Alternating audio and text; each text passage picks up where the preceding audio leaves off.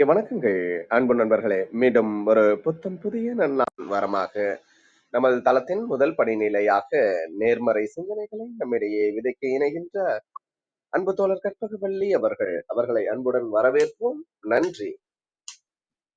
அனைவருக்கும் வணக்கம். இப்பிரபஞ்ச வெளியில் நீக்கமற நிறைந்திருக்கும் பரம்பொருளே, உம்மை வணங்குகின்றோம். உந்தன் அளப்பரிய அன்பால் எங்களுக்கு கிடைத்திட்ட பெற்றோர்கள், வழிகாட்டிகள், உற்றார், உறவினர்கள், நண்பர்கள் மற்றும் ஒவ்வொரு உயிருள்ள ஆன்மாக்கள் மற்றும் உயிரற்ற பொருட்களுக்காகவும் மனம் நிறைந்த நன்றி. உந்தன் அபரிமிதமான படைப்பால் இப்பூவுலகு உந்தன் எழில் நிறைந்த இயற்கையாலும் நிறை வளங்களாலும் நீடித்த நலங்களாலும் ஆகச்சிறந்த நேர்மறை எண்ணங்களாலும் இவ்வுன்னத உலகிலும் எங்கள் உயிர் துடிப்புள்ள உள்ளங்களிலும் நீக்கமற நிறைந்துள்ளது.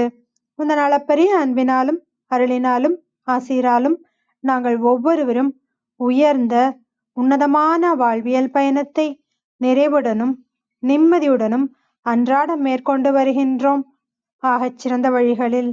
இதனால் நாங்கள் இச்சமூகத்தின் இன்றியமையாதவர்கள் என்பதையும், சீரிய வழியில் பயணிக்கும் அளவிற்கு ஆக்கப்பூர்வமான வழிகளில் எங்களை அன்றாடம் புதுப்பித்து வருகின்றோம். உந்தன் ஒப்பற்ற வழி நடத்துதலுடன் சிறு துளி பெருவெள்ளமாகும் என்பதைப் போல் நாங்களும் சிறுக சிறுக சாதனை துளிகளை கோர்த்து வருங்கால சரித்திரத்தை ஆக்கப்பூர்வமான முன்னெடுப்புகளால் அலங்கரிக்கும் வரம் தாரும். அனைவருக்கும் நன்றி, அனைத்திற்கும் நன்றி, ஆண்டவனுக்கும் நன்றி. நன்றிங்க அன்பு தோழர். நமது நிகழ்வின் அடுத்த படிநிலையாக நாம் ஒரு நிமிட தியானத்திற்குள் பயணிக்க இருக்கின்றோம். கண்களை மெலிதாக மூடிக்கொள்வோம், கரங்களை கோர்த்துக் கொள்வோம்.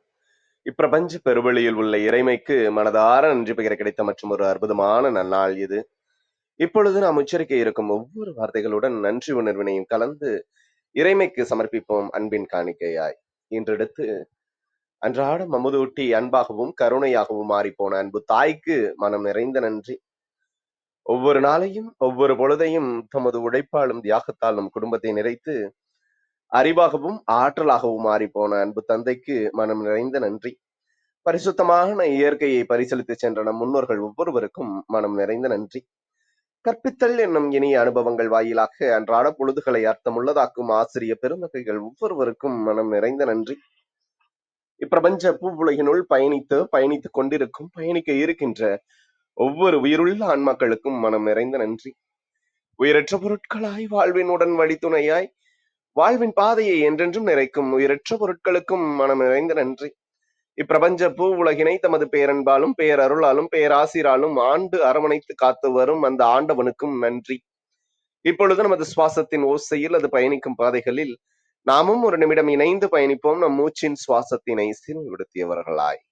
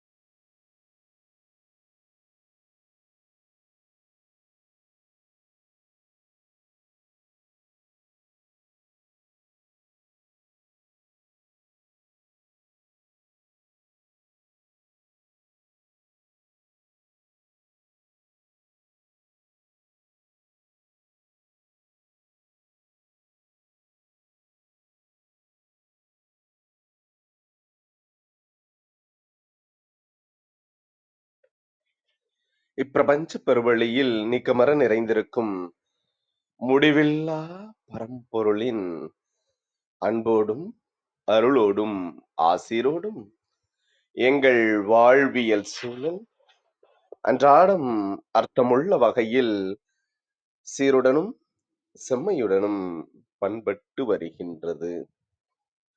இதனால் இச்சமூகத்தின் சீரிய சிறந்த முன்மாதிரிகளாக நாங்கள் திகழ்வதோடு நில்லாமல் பல்வேறு சாதனைகளையும் அதன் வாயிலாக சரித்திரங்களையும் படைக்கும் அற்புத படைப்பாளிகளாக பரிணமிப்போம்.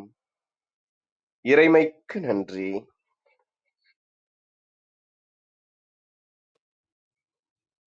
இனிய வணக்கங்கள் அன்பு நண்பர்களே.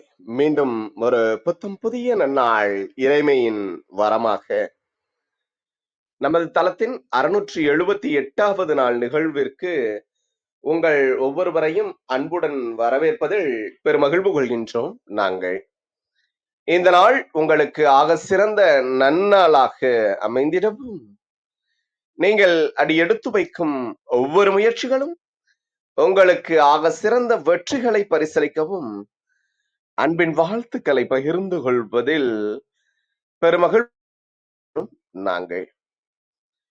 அன்பிற்கினிய நண்பர்களே, இந்த வாரம் முழுக்க நாம் இருமை என்ற ஒரு அற்புதமான தொகுப்பின் கீழ் நமது சிந்தனைகளை செழுமைப்படுத்தி வருகின்றோம்.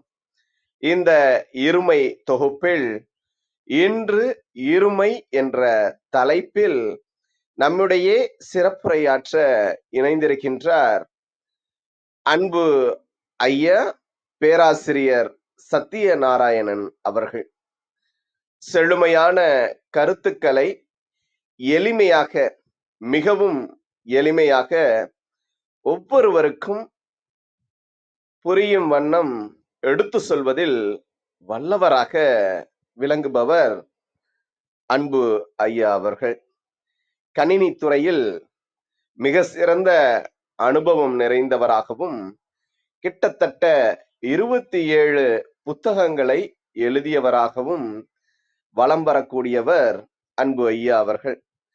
ஒவ்வொரு விடயத்திலும் அதன் பொருளை முழுமையாக உட்கிரகித்து ஒவ்வொரு விடயத்திலும் ஒரு தெளிந்த சிந்தனையோட்டம் உடையவராக இருப்பவர் அன்பு ஐயா அவர்கள். இன்று நமது எளிய அழைப்பினை ஏற்று இன்றைய நிகழ்வின் சிறப்பு அழைப்பாளராக, சிறப்பு பேச்சாளராக இணைந்துள்ள அன்பு ஐயா அவர்களை சொல்லரங்க சொந்தங்களாகிய உங்கள் ஒவ்வொருவரின் சார்பிலும் சரித்திரம் படைப்போம் நிகழ்விற்கு வருக வருக வருக என வரவேற்பதில் பெருமகிழ்வு கொள்கின்றது. வாருங்கள், அடுத்த 50 நிமிடங்கள் அற்புதமான சிறப்புரையில் புத்தகத்தில் புத்தம் புதிதாய் இன்று மலர்ந்துள்ள புதியதோர் பக்கத்தின் அழகியதோர் அத்தியாயத்தினை இருமை என்ற அற்புதமான தலைப்பின் கீழ் செழுமைப்படுத்துவோம். நமது வாழ்வியல் வழித்தடங்களை இன்னும் இன்னும் செம்மைப்படுத்துவோம். நன்றி. ஆரம்பிக்கலாங்களா ஐயா? கேக்குதுங்களா? ஆரம்பிச்சுட்டாங்க. கேக்குதுங்க, தொடரலாம். நன்றி நன்றி. அனைவருக்கும் இனிய காலை வணக்கம். தினமும் வந்தாலும் இன்னைக்கு பேச சொன்னதுக்காக நன்றி. ரொம்ப நாள் கழிச்சு ஒரு 40-50 நிமிஷம் பேசணும். சரி, ஐயா வந்து கேட்டுக்கிட்டப்ப என்ன தலைப்புங்கன்னு கேட்கும்போது இருமைனாரு. கருமை தெரியும், எருமைங்கிற வார்த்தையை அடிக்கடி கேள்விப்பட்டிருக்கோம். அது என்னங்கய்யா இருமை அப்படின்னு சும்மா விளையாட்டா கேட்டோம், ஒரு ரித்தம் இருக்கணும்னு. இருனா தெரியும், ரெண்டுன்னு. அது என்ன மையினா தனியா இருக்கு, இருமைனா என்னன்னு கேட்டேன். அவர் ரொம்ப எளிமையா சொன்னாரு, ஒண்ணும் இல்லைங்க, இருமை அப்படின்னு சொன்னா வெவ்வேற. உதாரணத்துக்கு நம்ம சூரியன்னு சொன்னா சந்திரன்னு சொல்லுவோம், பகல்னு சொன்னா இரவுன்னு சொல்லுவோம் அப்படின்னு சொல்லிட்டு இத பத்தி பேசுங்க, இந்த வாரம் அதுதான் இருக்கணும்னு. சரிங்க, நம்மளோட வாழ்க்கை பயணத்திலையும் மேடும் இருக்கு பள்ளமும் இருக்கு. அதாவது மலை உச்சிகள் சிகரங்கள்னு சொல்லலாம் நல்ல காலங்களை, பள்ளத்தாக்குன்னு சொல்லலாம் கெட்ட காலங்கள்ல. வாழ்க்கை பயணம் மேடு பள்ளம் நிறைஞ்சது தானே. நம்மளோட வாழ்வியல் அனுபவத்தை ஒட்டி நம்ம படித்த அனுபவப்பட்ட விஷயங்களை பேசலாங்கிற ஒரு முடிவுக்கு வந்தோம். அப்ப இருமைனா என்னங்கிற சொல்லோட அர்த்தம் பார்த்தோம்னா, 2 வெவ்வேறு அல்லது எதிர்பாகங்கள் அல்லது கூறுகளைக் கொண்ட தரம் அல்லது நிலை. டூயாலிட்டின்னு ஆங்கிலத்துல சொல்றாங்க. 2 எதிர் விஷயங்களுக்கிடையேயான வேறுபாட்டைக் குறிக்கிறது. நன்மை, தீமை, இரவு, பகல்ங்கிற மாரி. அப்ப இது 2 எதிர்க்குழுக்களாக ஒரு பிரிவையும் குறிக்கலாம்னு சொல்றாங்க. இருமை என்ற சொல் மாறும், தொடர்ச்சியான மாற்றம் மற்றும் பரஸ்பர சரிசெய்தல் ஆகியவற்றைக் குறிக்கிறது. அப்ப பார்த்தீங்கன்னா, இரவுனா இரவு மட்டும் இருக்குல்ல, மறுநாள் விடியும் அப்படிங்கிற ஒரு நம்பிக்கையோட விடியலும் இருக்கு. விடிஞ்சா பகல்ன்னு இருக்கிறது மட்டும் இல்ல, திருப்பி சாயந்தரம், மாலை பொழுது, இரவுன்னு ஒண்ணு வருது.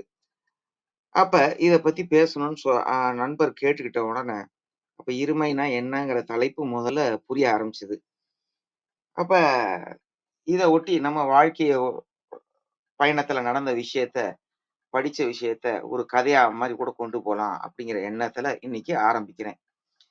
அப்ப இருமை, அதாவது 2 எதிர் எதிர் துருவமா உள்ளது. உதாரணத்துக்கு நம்ம வாழ்க்கையில உச்சம் தொட்டிருப்போம். துன்ப நிலைகள்லயே இருந்திருப்போம். அதல பாதாளத்துலன்னு சொல்றோம். ஸோ மலைச் சிகரங்கள் மற்றும் பள்ளத்தாக்கு அப்படிங்கிற ஒரு அடிப்படையில நம்மளோட உச்சநிலை மற்றும் நீச்ச நிலை 2ம் மாறி மாறி வாழ்க்கையில வர்றது. அத எப்படி நம்ம பயன்படுத்துறதுங்கிறது தான் அடுத்த ஒரு 40 நிமிஷம் பேச இருக்கிறோம். அப்ப நம்ம வேலையாகட்டும், வாழ்க்கையாகட்டும், நம்மளுடைய நல்ல மற்றும் கெட்ட நேரங்களை நமக்காக வேலை செய்வது எப்படின்னு தான் நம்ம பார்க்க போறோம். அப்ப 2 வெவ்வேறு நிலை இருக்கு. உச்சநிலை, நீச்ச நிலை. இது 2ம் நம்ம வாழ்க்கையில எப்படி நமக்காக வேலை செய்ய வைக்க போறோங்கிறத தான் நம்ம பார்க்க போறோம். சரி. இத பத்தி பேசும்போது, நம்ம சரித்திரம் படைப்போம் நிகழ்ச்சி மாரி நெறைய கிளப்ஸ் இருக்கு. சரித்திரம் படைப்போம் நிகழ்ச்சி எடுத்துக்கங்களேன் 678 அது எபிசோட் இன்னைக்கு. அப்ப இந்த கிளப்புக்கெல்லாம் வரோம். என்ன பண்ணணும் அப்படின்னு பார்க்கும்போது, நம்ம ஒரு தேடுதல்ல இருக்கோம். அறிவு தேடல்னு சொல்லலாம். அப்ப அந்த அறிவு தேடல் இருக்கும்போது, அத கேட்டு வச்சுக்கிறது மட்டும் பிரயோஜனம் இல்ல. பயன்படுத்தவும் செய்யணும். அந்த வகையில இந்த அறிவு தேடல் உள்ளவங்க தொடர்ந்து 678வது நாளா இன்னைக்கு வந்துட்டு இருப்பாங்க. குறைஞ்சது ஒரு 500 நாளைக்கு மேல வந்துட்டு இருப்பாங்கன்னு நெனைக்கிறேன். நெறைய பேரு. அவங்கெல்லாம் பயன்படுத்தி வெற்றியும் அடைஞ்சிருப்பாங்கன்னு நம்புறோம். அந்த வகையில இதுவும் உங்க அறிவு தேடலுக்கு ஒரு உபயோகமா இருக்கும்னு நம்புறோம். சரி. அப்ப மலை சிகரங்கள், உச்சநிலை, அதல பாதாளம், அதாவது பள்ளத்தாக்கு, கெட்ட நிலை அப்படிங்கிறத நம்ம முதல்ல புரிஞ்சுக்கிறோம். நம்ம உச்ச நிலையில இருக்கும்போது, கெட்ட நிலை இல்லாம இருந்திருக்குமா அப்படின்னு கேட்டீங்கன்னா, இல்ல. ஆனா, நம்ம அந்த கெட்ட நிலையிலயும் என்ன நல்ல விஷயங்கள எடுத்து பயன்படுத்தியிருப்போம்னு யோசிச்சு பார்த்தோம்னா, அதனால தான் நம்ம வெற்றி அடைஞ்சிருப்போமே ஒழிய, வெறும் முயற்சினால மட்டும் இல்ல அப்படிங்கிறத நம்ம புரிஞ்சுக்கணும். அப்ப நம்ம வாழ்க்கை எப்படி இருக்கு அப்படின்னு பார்க்கும்போது, நம்ம 3 பகுதியா பிரிக்கலாம். அதாவது ஆ உச்சநிலை, நீச்ச நிலை. இந்த உச்ச நிலையும், நீச்ச நிலையும் நமக்கு இணைக்கக்கூடிய ஒரு நிலை. அது சமநிலைன்னு கூட நம்ம சொல்லலாம். சரி, வாழ்க்கை எப்படிங்க இருக்கு ஒவ்வொரு இடத்துலயும் அப்படின்னு பார்க்கும்போது, உதாரணத்துக்கு நம்ம நீச்ச நிலை, அதாவது பள்ளத்தாக்குன்னு எடுத்துக்குவோமே. நம்ம ரொம்ப சோர்ந்து போயி, துவண்டு போயி, ஆ நிர்கதியா இந்த மாரி எதிர்மறை வார்த்தைகள யூஸ் பண்றதுக்கு மன்னிக்கணும். பட்டு நம்ம வாழ்க்கை பயணத்துல நம்ம இத இணைச்சு பார்க்கும்போது, இதோட பலம் புரியும்னு நெனைக்கிறேன். அப்ப நம்ம வாழ்க்கை எப்படி இருக்கும் நீச்ச நிலையிலன்னு பார்த்தீங்கன்னா, ஆ பணமாகட்டும், உடல் நிலையாகட்டும், சுற்றுப்புறம், சூழ்நிலை, உறவுகள் நிலைகளாகட்டும், வேலையாகட்டும், அதெல்லாம் எப்படி இருந்திருக்கும்னா, ரொம்ப என்ன சொல்றது? சரியா இருந்திருக்காதுன்னு எடுத்துக்கலாம். அந்த சோர்வு அதெல்லாம் இருக்கிறதுனால, என்னடா பண்றது? யாராவது நம்மள கை தூக்கி விட மாட்டாங்களா? அப்படிங்கிற ஒரு எண்ணமும் இருக்கும். என்ன பண்றதுன்னு புரியாமயும் இருக்கும். நம்ம எப்போதுமே கவனிக்க தவறிர்றோம். அதாவது என்னன்னா, மைண்ட்ஃபுல்னஸ்ன்னு சொல்லுவாங்க. என்ன விஷயம் நடந்தாலும், அந்த நொடி பொழுத நல்லா கவனிச்சு வாழ்ந்தாலே, நெறைய விஷயங்கள நம்மளால சாதிக்க முடியும். அப்ப இந்த நீச்ச நிலையில இருக்கும்போது, பள்ளத்தாக்குல இருக்கும்போது, நம்ம கத்துக்கிட வேண்டிய விஷயத்த கத்துக்கிட்டா, வாழ்க்கை பெட்டரா இருக்கும். இல்லாட்டினா பிட்டரா இருக்குங்கிறத நம்ம புரிஞ்சுக்கணும். அப்ப இந்த நீச்ச நிலை, அதாவது பள்ளத்தாக்குல இருக்கும்போது நம்ம வாழ்க்கைய எப்படிங்க நம்ம கத்துக்க முடியும்? என்னங்க கத்துக்க முடியும்? அப்படின்னு ஒரு கேள்விலாம் வரலாம். அத நம்ம வரிசையா கத்துக்க போறோம். 2வது எவ்வளவு சீக்கிரம் நம்ம அந்த நீச்ச நிலை, பள்ளத்தாக்குங்கிற இடத்துலருந்து வெளியில வர்றோமோ, நம்ம வாழ்க்கையும் மிக பிரகாசமா இருக்கும். அதே நேரத்துல நம்ம பார்க்கிற பார்வைய கொஞ்சம் சற்று மாத்திக்கிட்டோம்னு வச்சுக்கங்களேன், பல நல்ல விஷயங்கள் கெட்ட நிலைகள்ல இருக்கும்போதும் நமக்கு தெரியும். அத பயன்படுத்திக்கிட்டு மேல வந்துரலாம். இதற்கு எதிர்மாறான நிலை தான் உச்சநிலை. அதாவது மலை சிகரங்கள், முகடுகள்னு வச்சுக்கலாம். வெற்றி அடைஞ்சா ஒரு கர்வம் இருக்கும். ஆ என்ன சொல்றது? ஆ நான் தான் பெரிய ஆளுங்கிற ஒரு எண்ணமும் வரும். அப்ப அந்த உச்ச நிலையில இருக்கும்போது வாழ்க்கை எப்படி இருக்கும்னா, ஆ நீச்ச நிலையில நமக்கு இதெல்லாம் கிடைச்சா நல்லா இருக்கும் அப்படிங்கிற ஒரு நிலைய எதிர்பார்ப்புல இருப்போம். ஆனா உச்ச நிலையில பார்த்தீங்கன்னா, நம்ம எதெல்லாம் வச்சிருக்கோமோ, அத பாராட்டுவோம். ஆ பெருமைப்படுவோம். இப்ப நான் கார் வாங்கணும்னு நெனச்சு கார் வாங்கிட்டேன்னு வச்சுக்கங்க. அது என்னோட உச்ச நிலைன்னா, ரொம்ப பெருமிதமா உணருவேன். தேர்வுல மார்க் வாங்கணும், நல்ல ரிசல்ட் வந்திருக்கு அப்டின்னா, நல்ல ரிசல்ட் நல்ல மார்க் வந்தவுடனே அத ஒரு பெருமையா கருதுவேன். அப்போ வாழ்க்கையில உச்ச நிலையில இருக்கும்போது நம்மகிட்ட என்ன இருக்கோ, அத அப்ரிஷியேட் பண்ணுவோம். அதாவது பாராட்டுவோம். அதே மாரி அ ஒரு கர்வமும் கூட சேர்ந்து வரும். நமக்கு தான் எல்லாம் தெரியும். அதனால தான் சாதிச்சுட்டோன்னு.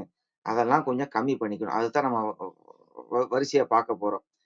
அந்த உச்சநிலைய அடைஞ்ச உடனே கூடவே சில சமயம் நமக்கு என்ன வரும் அப்படின்னு பார்த்தீங்கன்னா, யாராவது நமக்கு கருத்து, இல்லான்னா உபதேசம், அ இல்லன்னா ஏதாவது சொன்னா, "அட எனக்கு எல்லாம் தெரியும்னு" நம்ம சொல்லிடுவோம். அதனால என்ன ஆகும்னு பார்த்தீங்கன்னா, உச்ச நிலையில இருந்து நீச்ச நிலைக்கு வர்றதுக்கு ரொம்ப நாளும் ஆகாதுங்கிறத நம்ம ஞாபகம் வச்சுக்கணும். அப்ப ரொம்ப நேரம் நம்ம உச்ச நிலையில இருக்கணும்னா, நம்ம ரொம்ப அவையடக்கத்தோட இருக்கணும். அப்புறம் நன்றி சொல்ற அந்த கிரேட்ஃபுல்னஸ்ன்னு சொல்லுவோம். அத நம்ம கத்துக்கிடணும். நம்ம அ எதெல்லாம் நல்லா செஞ்சுட்டு இருக்கோமோ, அத இன்னும் கைக்கொள்ளணும்னு சொல்றோம். அப்படி இருந்தா, நம்ம உச்ச நிலையில ரொம்ப நேரம் இருக்க முடியும். ஆனா, இந்த உச்ச நிலையும், நீச்ச நிலையும் கனெக்ட் பண்ணக்கூடிய இப்ப இது புரியறதுக்கு நம்ம ஒரு ஹார்ட் பீட் அதாவது இசிஜின்னு சொல்லுவாங்க. ஆ அந்த கிராஃப் இசிஜி கிராஃப பார்த்தீங்கன்னா, எலக்ட்ரோ கார்டியோகிராஃப்ன்னு சொல்லுவாங்கன்னு நெனைக்கிறேன். அது பார்த்தீங்கன்னா, மேலயும் கீழயும் போயிட்டுருக்கும். நடுவுல ஒரு அங்கங்க நின்னுட்டே இருக்கும். அப்ப பார்த்தீங்கன்னா, மேலும் கீழும் போகாம ஒரே நேர்கோடா இருந்தா, நம்ம நிலை என்னன்னு நம்ம எல்லாருக்குமே தெரியும். அதாவது காலமானார். நம்மளே காலமாயிட்டோங்கிற மாரி ஒரு நேர்கோடு வந்துச்சுன்னா இருக்கும். அப்ப நம்ம இசிஜி என்ன சொல்லுது? மேல போகுது, கீழ வருது. அப்ப நடுவுல ஒரு ஜாயினிங் பாயிண்ட் மாரி இருக்கும். அந்த மாரி இடத்த தான் நம்ம பிளாட்டூன்னு ஆங்கிலத்துல சொல்லுவோம். சமமான ஒரு வெளிப்பகுதின்னு சொல்றோம். அங்க அப்பப்ப இப்ப மலை பயணம் போறவங்களுக்கு தெரியும். அதனால தான் நான் இத உச்சநிலை, நீச்ச நிலைன்னு அடிக்கடி சொல்லும்போது, மலை சிகரங்கள் மற்றும் பள்ளத்தாக்குன்னு சொல்றேன். பள்ளத்தாக்கு அழகா இருக்கும். ஆனா, நமக்கு பள்ளத்தாக்குல இருந்துட்டு மலைய பார்க்கும்போது, "என்னடா வாழ்க்கை! நம்ம ரொம்ப மோசமா இருக்கோம்." அப்படிங்கிற ஒரு எண்ணம் இருக்கிறதுனால மலை உச்சிக்கு போகணும்னு நெனைப்போம். அப்ப மலை உச்சிக்கு போகும்போது, ஆ ஒ அந்த ஆரம்பிக்கிற இடம் பார்த்தீங்கன்னா, இந்த பள்ளத்தாக்கும், மலையும் ஆரம்பிக்கிற இடம் கொஞ்சம் ஜாயினிங் பிளேஸ்ன்னு சொல்லுவோம். அதத்தான் பிளாட்டூ. அதாவது கொஞ்சம் சமமான நிலமா இருக்கிற மாரி இருக்கும். அங்க கொஞ்சம் ஓய்வு எடுத்துட்டு தான் அங்கருந்து ஆரம்பிப்போம். அப்ப அந்த இடத்தையும் நம்ம பயன்படுத்திக்கணும். நம்ம வாழ்க்கையில என்ன செஞ்சிருக்கோம்? எப்படி போனோம்? ரிஃப்ளெக்ஷன்னு சொல்லுவாங்க. இத நம்ம ரெஸ்ட் எடுத்துக்கிட்டு, ரிஃப்ளெக்ட் பண்ணிட்டு, என்ன பண்ணணுங்கிற செயல் வடிவம் குடுத்தா, நம்ம மலை உச்சிய அடைய முடியுங்கிறது திண்ணம். அப்ப இந்த வாழ்க்கை பயணத்த நம்ம எப்படி பார்க்குறோம் அப்படின்னு கேட்டீங்கன்னா, இன்னைக்கு நம்ம செய்யற நல்ல விஷயங்கள், இன்னைக்கு நம்ம செய்யற நல்ல விஷயங்கள் என்ன பண்ணும்னு கேட்டீங்கன்னா, நாளைக்கு வரக்கூடிய கெட்ட விஷயங்கள தவிர்க்கும். ஆனா இன்னைக்கு நம்ம கவனிக்காம விட்டு கெட்ட விஷயங்கள் செய்ய ஆரம்பிச்சோம்னா, அது நம்மளோட ஆ என்ன சொல்றது? கவனிக்காம விட்டோம்னா, அது நாளைக்கு நமக்கு கெட்ட விஷயத்த குடுக்க ஆரம்பிச்சுரும். எப்போதுமே நம்ம ஒண்ணு புரிஞ்சுக்கணும். நமக்கு என்ன நடக்குது அப்படின்னு பார்க்கும்போது விஷயங்கள் நமக்கு நடக்கும். உச்சநிலையா இருந்தாலும், நீச்ச நிலையா இருந்தாலும் நமக்கு நடக்கும்போது, அதுலருந்து நம்ம என்ன கத்துக்கிறோங்கிறத நம்ம பார்க்கணும். அப்ப இத பத்தி தான் நம்ம ஒரு நி அ விஷயங்களா வரிசையா சில என்ன சொல்றது? பஞ்ச் லைன் மாரி சிலது நம்ம வாழ்க்கையோட பொருத்தி நம்ம பார்க்க போறோம். ஒவ்வொன்னா பார்த்துட்டு வருவோம். அப்புறம் கடைசியா முக்கிய எடுப்புகளா சம்மரி மாரி சொல்லிருவேன். அதிலேயே உங்களுக்கு புரிஞ்சிரும். இது முறை இந்த மாரி பேசுறதுனால சரளமா இருக்காது. விஷயத்த மட்டும் நல்லா கேட்டுக்குங்க. அப்ப விஷயம் ஒரு நிமிடம்.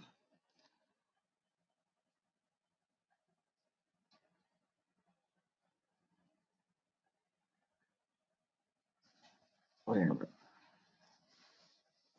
ஒரு சிலது குறிப்பு எடுத்திருக்கேன். சரி. விஷயம் நம்ம என்ன பார்க்குறோம்னா,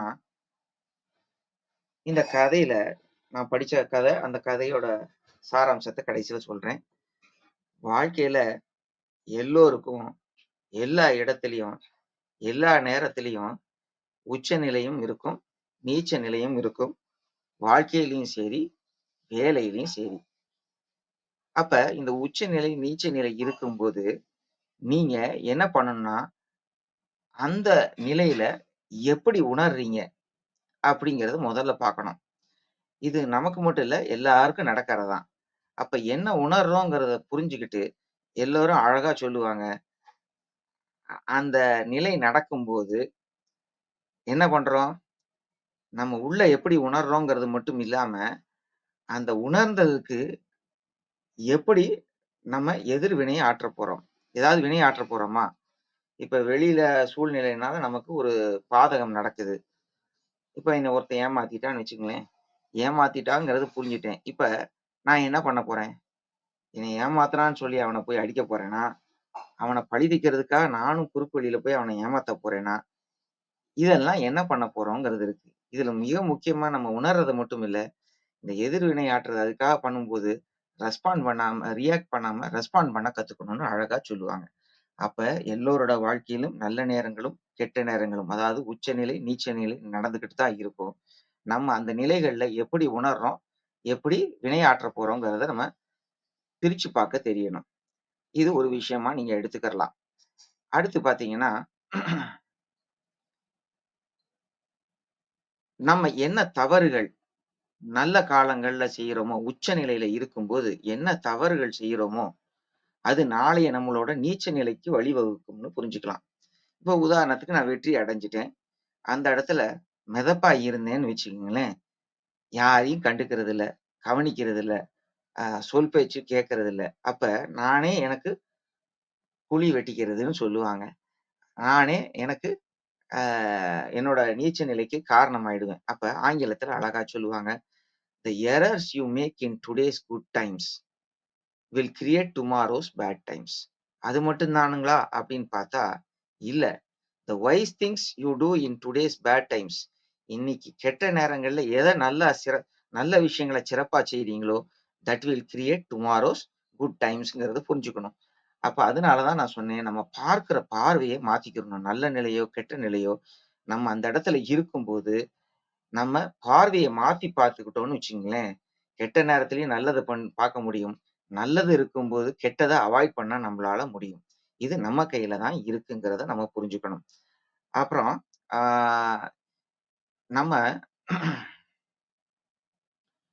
உச்சநிலை அப்படிங்கிறது என்னன்னா, நம்மகிட்ட எதெல்லாம் இருக்கு? Peaks are moments when you appreciate what you have.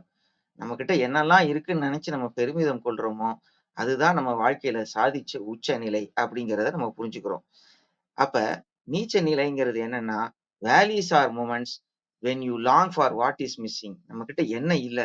அது இல்லையே, அது இருந்தா நான் செஞ்சிருப்பேனே அப்படின்னு நினைக்கக்கூடிய தருணங்கள் தான் நம்மளுடைய நீச்ச நிலையா இருக்குங்கிறதையும் நம்ம புரிஞ்சுக்கணும்.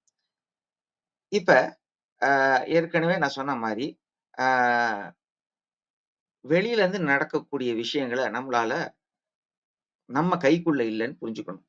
இப்ப பொதுவாவே அ என்ன சொல்லுவாங்கன்னா, எல்லோரும் வாழ்க்கையில முன்னுக்கு வரணும்னா, முதல்ல நீங்க யாருன்னு தெரிஞ்சுக்கணும் அப்படின்னு சொல்லிட்டு, ஸ்வாட் அனாலிசிஸ் அப்படின்னு சொல்லுவாங்க. ஸ்ட்ரெங்த், வீக்னஸ், ஆப்பர்ச்சுனிட்டி, த்ரெட் இதெல்லாம் பண்ண சொல்லுவாங்க. இல்லாட்டினா அகம், புறம்னு சொல்லலாம். Internal environment, external environment. அகம், புறம் அப்படின்னு சொல்லுவோம்.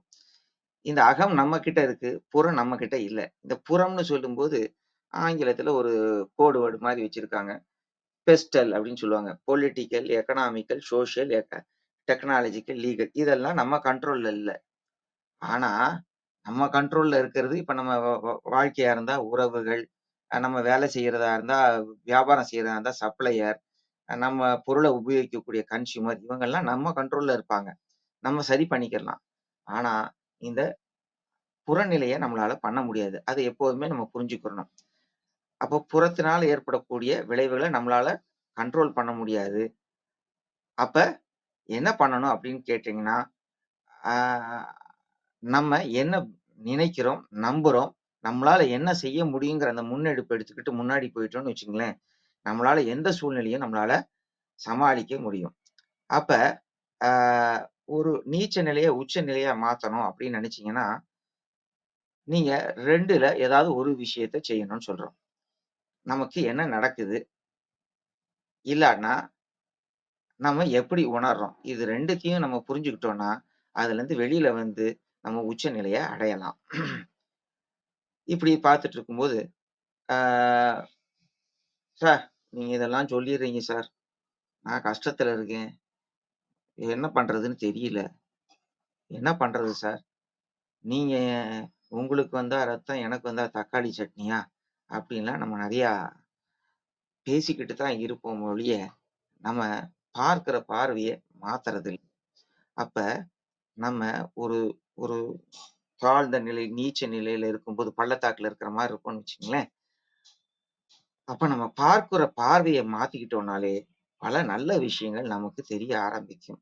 கெட்டதிலயும் நன்மை அப்படின்னு நம்ம சொல்லுவோம். ஆ அப்ப நம்ம மேல உயரணும்னா, கெட்டதுல ஒரு நல்ல விஷயத்த நம்மளால பார்க்க மட்டும் தெரிஞ்சா பத்தாது. அந்த நல்ல விஷயத்த நான் பயன்படுத்தவும் தெரியணும். ஏதோ ஒரு சூழ்நிலையினால இப்ப ஒண்ணும் இல்ல. எனக்கு ஆ பிசினஸ் சுமாரா நடக்குது. சரிவுல போயிட்டுருக்கு. சரிவுல போயிட்டுருக்கேன்னு புலம்பிட்டு இருக்க முடியுமா? ஆனா எனக்கு கஸ்டமர் இருக்காங்க. இப்ப நான் என் பார்வைய மாத்துறேன். ஏன் என்கிட்ட இத்தன நாள் கஸ்டமர் இருக்காங்க? இன்னும் சில பேர் இருக்காங்க.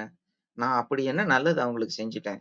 அப்படிங்கிற அந்த விஷயத்த நம்ம பார்க்குற பார்வைய மாத்திட்டோம்னா, அவங்களுக்கு நம்ம பயனுள்ளதா இருந்து நம்மளோட வியாபாரத்த மீண்டும் பெருக்க முடியும். எனக்கு மார்க் வரல. எக்ஸாம்ல கம்மியா போயிட்டுருக்கு. புலம்பிட்டு இருக்க முடியுமா? அப்ப பார்க்குறேன். இந்த கெட்ட இடத்துல என்ன இருக்கு அப்படின்னு பார்த்தா, என் நண்பன் இருக்கலாம். எனக்கு உறுதுணையா இருக்கலாம். எனக்கு வழிகாட்டியா இருக்கலாம். அவன் அவன் இருக்காங்கிறத நான் புரிஞ்சுக்கிட்டேன்னா, ஒரு அக்கவுண்டபிலிட்டி ஃபேக்டர். அவனுக்காவது நான் வாழ்க்கையில முன்னுக்கு வரணும். எங்க அம்மாக்காக வரணும். என் நண்பனுக்காக வரணும். அவன் பெருமைப்படுவான் அப்படின்னு நினைச்சுட்டேன்னாலே, நான் வந்து படிக்க ஆரம்பிச்சுருவேன்.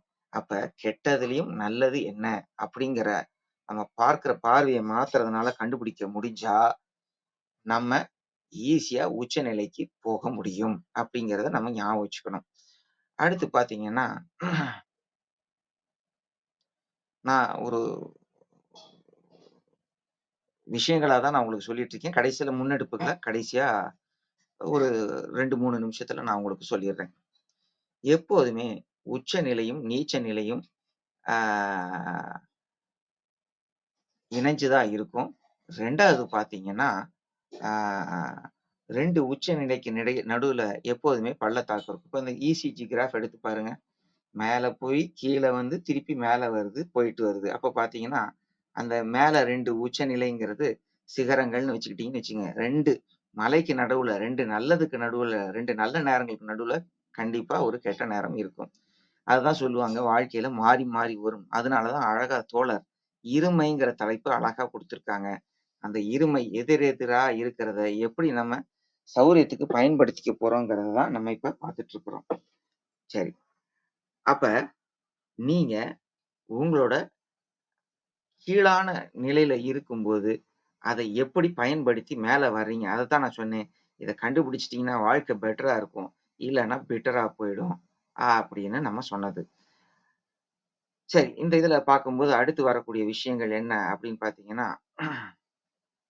நம்ம மேலயும் கீழயும் போயிட்டு இருக்கும்போது நடுவுல ரெஸ்ட் எடுக்கிற நேரம். எப்பவுமே தொலைதூர பயணம் போணும்னா கூட ஆ ஃபியூயல் பண்ணணும்னு சொல்லுவாங்க. வண்டிக்கு பெட்ரோல் போட்டா தான், அது வண்டியானாலும் சரி, மனுஷனானாலும் சரி, ஒரு டீயோ ஏதோ போட்டு போனா தான் பயணம் நம்மளால சுகமா பண்ண முடியும். போய்க்கிட்டே இருக்க முடியாது. அப்ப நம்ம ரெஸ்ட் எடுத்து, நம்ம போற பாதை கரெக்ட்டா? நம்ம செய்யறது சரியா? அப்படின்னு நம்ம நம்மள நாமளே ரிஃப்ளெக்ட் பண்ணக்கூடிய அந்த இடம் தான் பிளாட்டூன்னு சொல்லுவாங்க. அதாவது சரிசமமான நிலங்கள் அப்படின்னு சொல்லுவாங்க. அப்ப உங்க வாழ்க்கையிலயும் அந்த கீழ இருந்து மேல வரும்போது கொஞ்சம் யோசிச்சு என்ன பண்ணணும்? அடுத்து என்ன பண்ணணும்? யாரெல்லாம் நம்ம உதவிக்கு கூப்பிட்டுக்கலாம் அப்படின்னு நினைச்சு ஒரு செயல் வடிவம் குடுத்து மேல ஏறுனீங்கன்னா, உச்ச நிலைக்கு போயிருவீங்க. அப்ப அ அந்த நடுவுல இருக்கிற நேரம் தான் நமக்கு ரெஸ்ட் எடுத்து, ரிஃப்ளெக்ட் பண்ணி, ரெனியூ பண்ணி நம்மள நாமே புத்தாக்கம் பண்ணிக்கிறதுன்னு சொல்லலாம்.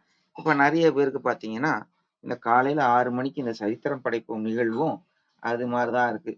தொடர்ந்து பயணப்பட்டுட்டு இருக்கோம். வேலை, அ வாழ்க்கை, அ படிப்பு நெறைய விஷயங்கள்ல பயணப்பட்டுட்டு இருக்கோம்.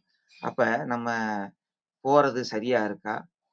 இன்னும் என்ன பண்ணணும்? அப்படின்னு நம்மள நாமே புத்தாக்கம் பண்ணக்கூடிய ஒரு இடமா தான் இந்த சரித்திரம் படைப்போம் இருக்குங்கிறது நான் நம்புறேன். நெறைய பேரும் நம்புவாங்க. அப்ப உங்களுக்கு குறைஞ்ச கெட்ட நேரங்கள், நீச்ச நிலைகள் வேணும்னா, நீங்க உங்களோட நல்ல நேரங்கள், அதாவது உச்ச நேரங்கள எப்படி நீங்க பயன்படுத்துறீங்கங்கிறது முக்கியம். ஏற்கனவே நான் சொன்ன மாரி, நம்ம உச்ச நிலைய அடையும்போது ஒரு காரே வாங்கிட்டோம்னு வச்சுக்கங்களேன், ஒரு கர்வம் வந்துருது. ஆனா தன்னம்பிக்கைங்கிற போர்வையில நம்ம என்ன சொல்லுவோம், நான் கஷ்டப்பட்டு உழைச்சேன், கார் வாங்கினேன். அந்த தன்னம்பிக்கைங்கிற போர்வையில, நம்பிக்கைங்கிற போர்வையில நம்ம நெறைய பேர கவனிக்க மாட்டோம். கார்ல போற ஒரு மிதப்பு, ஒரு கர்வம் கூடவே நமக்கு வந்துருது. அதே மாரி நீச்ச நிலையில இருக்கும்போது என்ன பிரச்சனைன்னா, ஏதாவது எடுத்து செய்யணும் அப்படின்னு நெனைக்கும்போது, பயம் அப்படின்னு ஒண்ணு வந்துருது. இங்க தான் 4 ஜோன் ஆஃப் லைஃப் இருக்கும்பாங்க. Comfort zone, fear zone, learning zone, growth zone. நம்ம எந்த ஜோன்லயுமே ஒரே இடத்துல இருந்துட்டா, அதுவே நமக்கு சுகமான இடமா ஆயிடும். கம்ஃபர்ட் ஜோனா ஆயிடும்.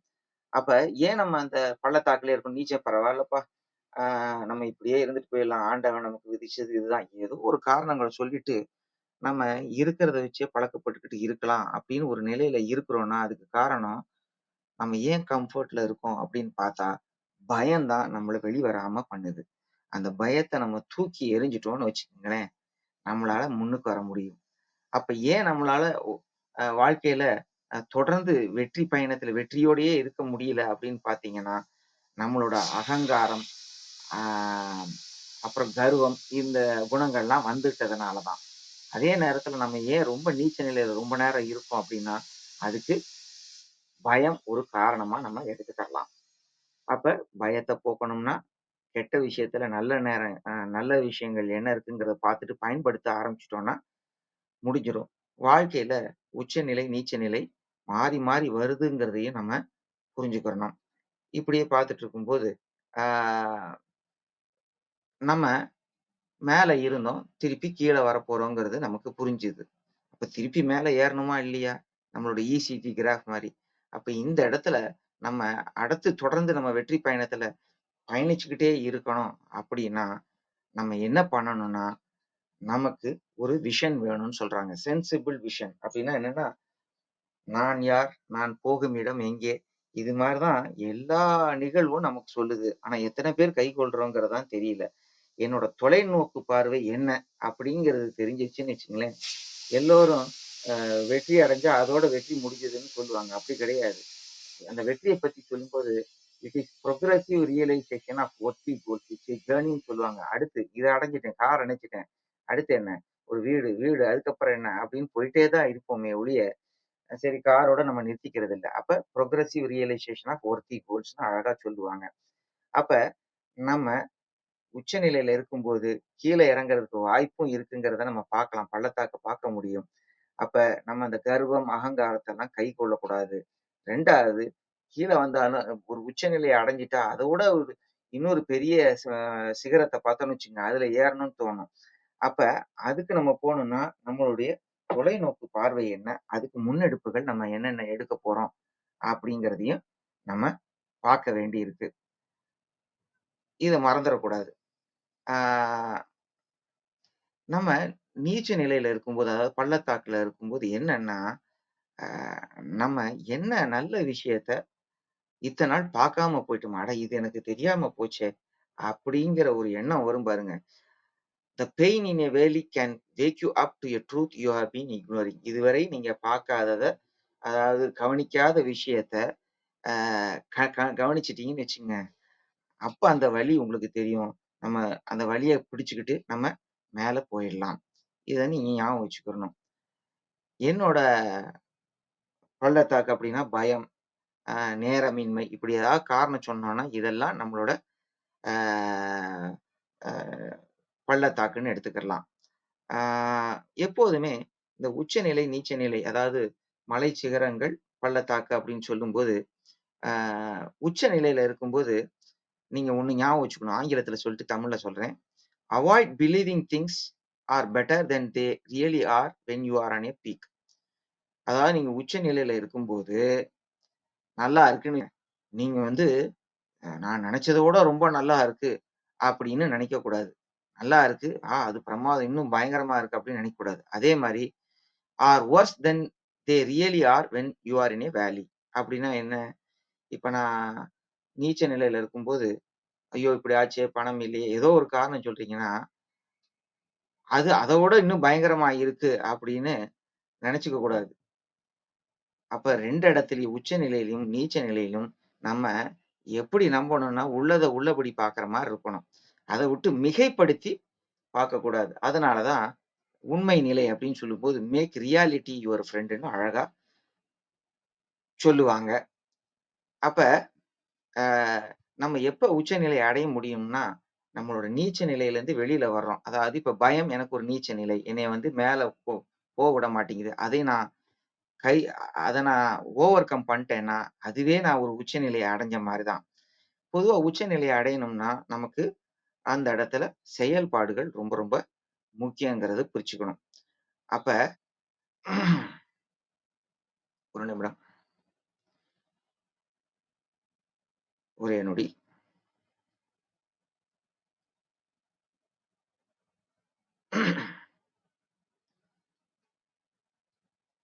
அப்ப நம்ம உச்ச நிலையில இருக்கணும் அப்படின்னு நினைச்சிட்டீங்கன்னா, நம்ம ரொம்ப தன்னடக்கத்தோட, நன்றி உணர்வோட இருக்கணும். நம்மளால என்ன முடியுமோ அதுக்கு மேலேயே செய்யணும். ஆ இன்னும் சிறப்பா செய்யணும். நம்மளால முடிஞ்சத அடுத்தவங்களுக்கு செய்யணும். அதத்தான் சொல்லுவாங்க அழகா, இந்த செயல்ன்னு சொல்லும்போது எப்படி செய்யணும் பிறருக்கு அப்படின்னா, பேக்கர்ஸ் டசன்னு ஒரு வார்த்தைய சொல்லுவாங்க. அது என்னங்க பேக்கர்ஸ் டசன்? அ டசன்னா 12. பேக்கர்ஸ் டசன்னா என்னன்னா, இப்ப நீங்க பிஸ்கட்லாம் வாங்குறீங்கன்னா, இதெல்லாம் நடக்குதான்னு தெரியல. பேக்கர்ஸ் டசன்னா பிஸ்கட் வாங்கும்போது என்ன பண்ணுவாங்கன்னா, 12ங்கிறது இல்லாம கூட ஒரு 2, 3 பிஸ்கட் போடுவாங்க. ஏன்னு கேட்டீங்கன்னா, உடைஞ்சு போலாம். நம்ம எல்லாருக்குமே முழுமையா இருக்கிறது தான் பிடிக்குது. உடைஞ்சு போனா பிடிக்கிறது இல்ல. அப்ப அந்த 12 பிஸ்கட்ல 1, 2 உடைஞ்சா என்ன பண்றதுங்கிறதுக்காக கூட 2, 3 பிஸ்கட்ட போடுவாங்களாம். அப்ப பேக்கர்ஸ் டசன்ங்கிறது 12 கிடையாது. அது 13ஓ, 14ஓ இருக்கும். அப்ப கூடுதலா இப்ப இன்னைக்கு நம்ம போனா ஒரு நெறைய பேருக்கு இந்த பழக்கம் உண்டு. கொசுறு கேட்கறது, இல்லன்னா கூட இன்னும் ஏதாவது கிடைக்குமா? கிஃப்ட் கிடைக்குமா? டிஸ்கவுண்ட் கிடைக்குமா?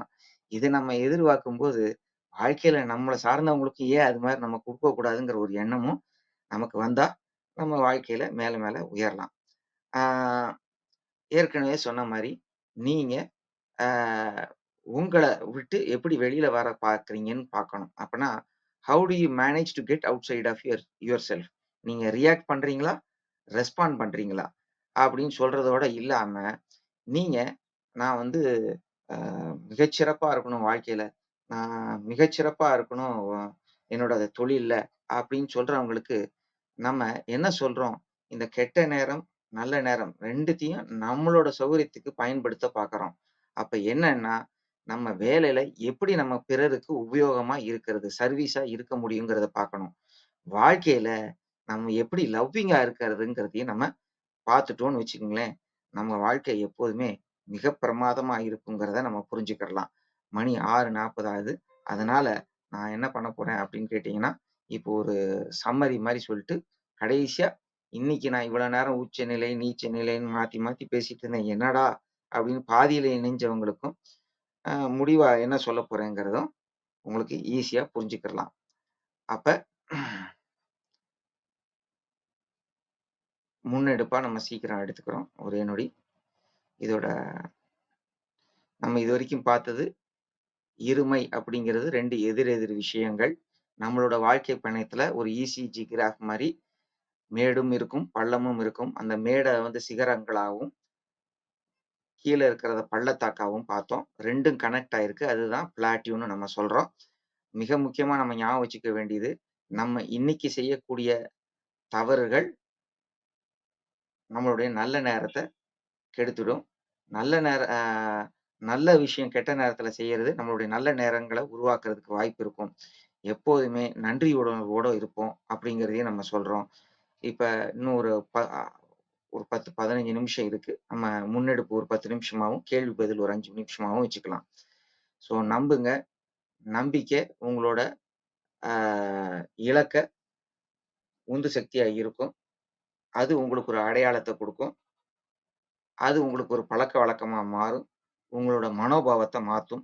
உங்களோட மனோபாவமானது உங்களோட அ அந்த ஆட்டிட்யூடுங்கிறத சொல்ற மனோபாவம் வந்து உங்களோட ஆல்டிட்யூட் அதாவது பல உயரங்கள தொடுறதுக்கு வழிவகுக்குங்கிறதையும் நம்ம ஞாபகம் வச்சுக்கலாம். நம்ம வாழ்க்கையில பார்த்தீங்கன்னா, ஆ முன்னுக்கு வரணும் அப்படின்னு சொன்னா, என்ன மாரி ஒரு மைண்ட் செட் இருக்கணும்னா, நம்ம எந்த வேலை செஞ்சாலும், ஆ யாரு பத்தியும் எனக்கு கவல இல்ல. யார் என்ன சொன்னா என்ன? நம்ம செஞ்ச வேலை கரெக்ட்டா அப்படின்னு ஃபீட்பேக்ன்னு ஒண்ணு சொல்லுவாங்க. அதனால தான் நெறைய பேர் முடிஞ்ச உடனே ஏற்புரை குடுக்குறதும், இல்ல கருத்து சொல்றதெல்லாம் இருக்கு. நான் என்னடா கருத்த கேட்க போறேன் அப்படின்னு இருந்தேன்னா, நான் வாழ்க்கையில அங்கேயே நின்றுவேன். சரி கருத்த சொல்லுங்கன்னு கேட்டா மட்டும் பத்தாது. அது பாசிவ் நிலைன்னு சொல்லுவாங்க. ஆனா, அதுல இருக்கிற விஷயங்கள எடுத்துக்காம விட்டுட்டா 2ம் கெட்டானா இருப்போம். ஆனா, நானே ஃபீட்பேக் கேட்டேன்னா, அதுலருந்து திருத்திக்கிறதுக்கு வாய்ப்பா இருக்கும். ஆனா, ரொம்ப ஆம்பிஷியஸா இருந்தேன்னா, நான் அந்த ஃபீட்பேக் கேட்டுக்கிட்டு, அதுக்கு உண்டான முன்னெடுப்புகளையும் நான் செய்வேங்கிறதையும் நம்ம ஞாபகம் வச்சுக்கிறணும். சரி, இப்ப இந்த முன்னெடுப்புகள்ல அழகா குறிப்பு மாரி தமிழ்ல எடுத்து வச்சிருக்கேன். அத நான் உங்களுக்காக வாசிக்க போறேன். வாசிச்சுட்டு நம்ம படிச்ச சாராம்சத்த கேட்டுக்கிடலாம். அப்ப என்ன சார் பார்த்திருக்கோம்? என்னமோ திருப்பி திருப்பி அதையே சொல்லிட்டு இருந்தீங்க. உச்சநிலை, நீச்சநிலை, சிகரங்கள், பள்ளத்தாக்கு, நல்ல நேரம், கெட்ட நேரம், இருமை அப்படிங்கிற வார்த்தைய குடுத்துட்டாங்க உங்ககிட்ட.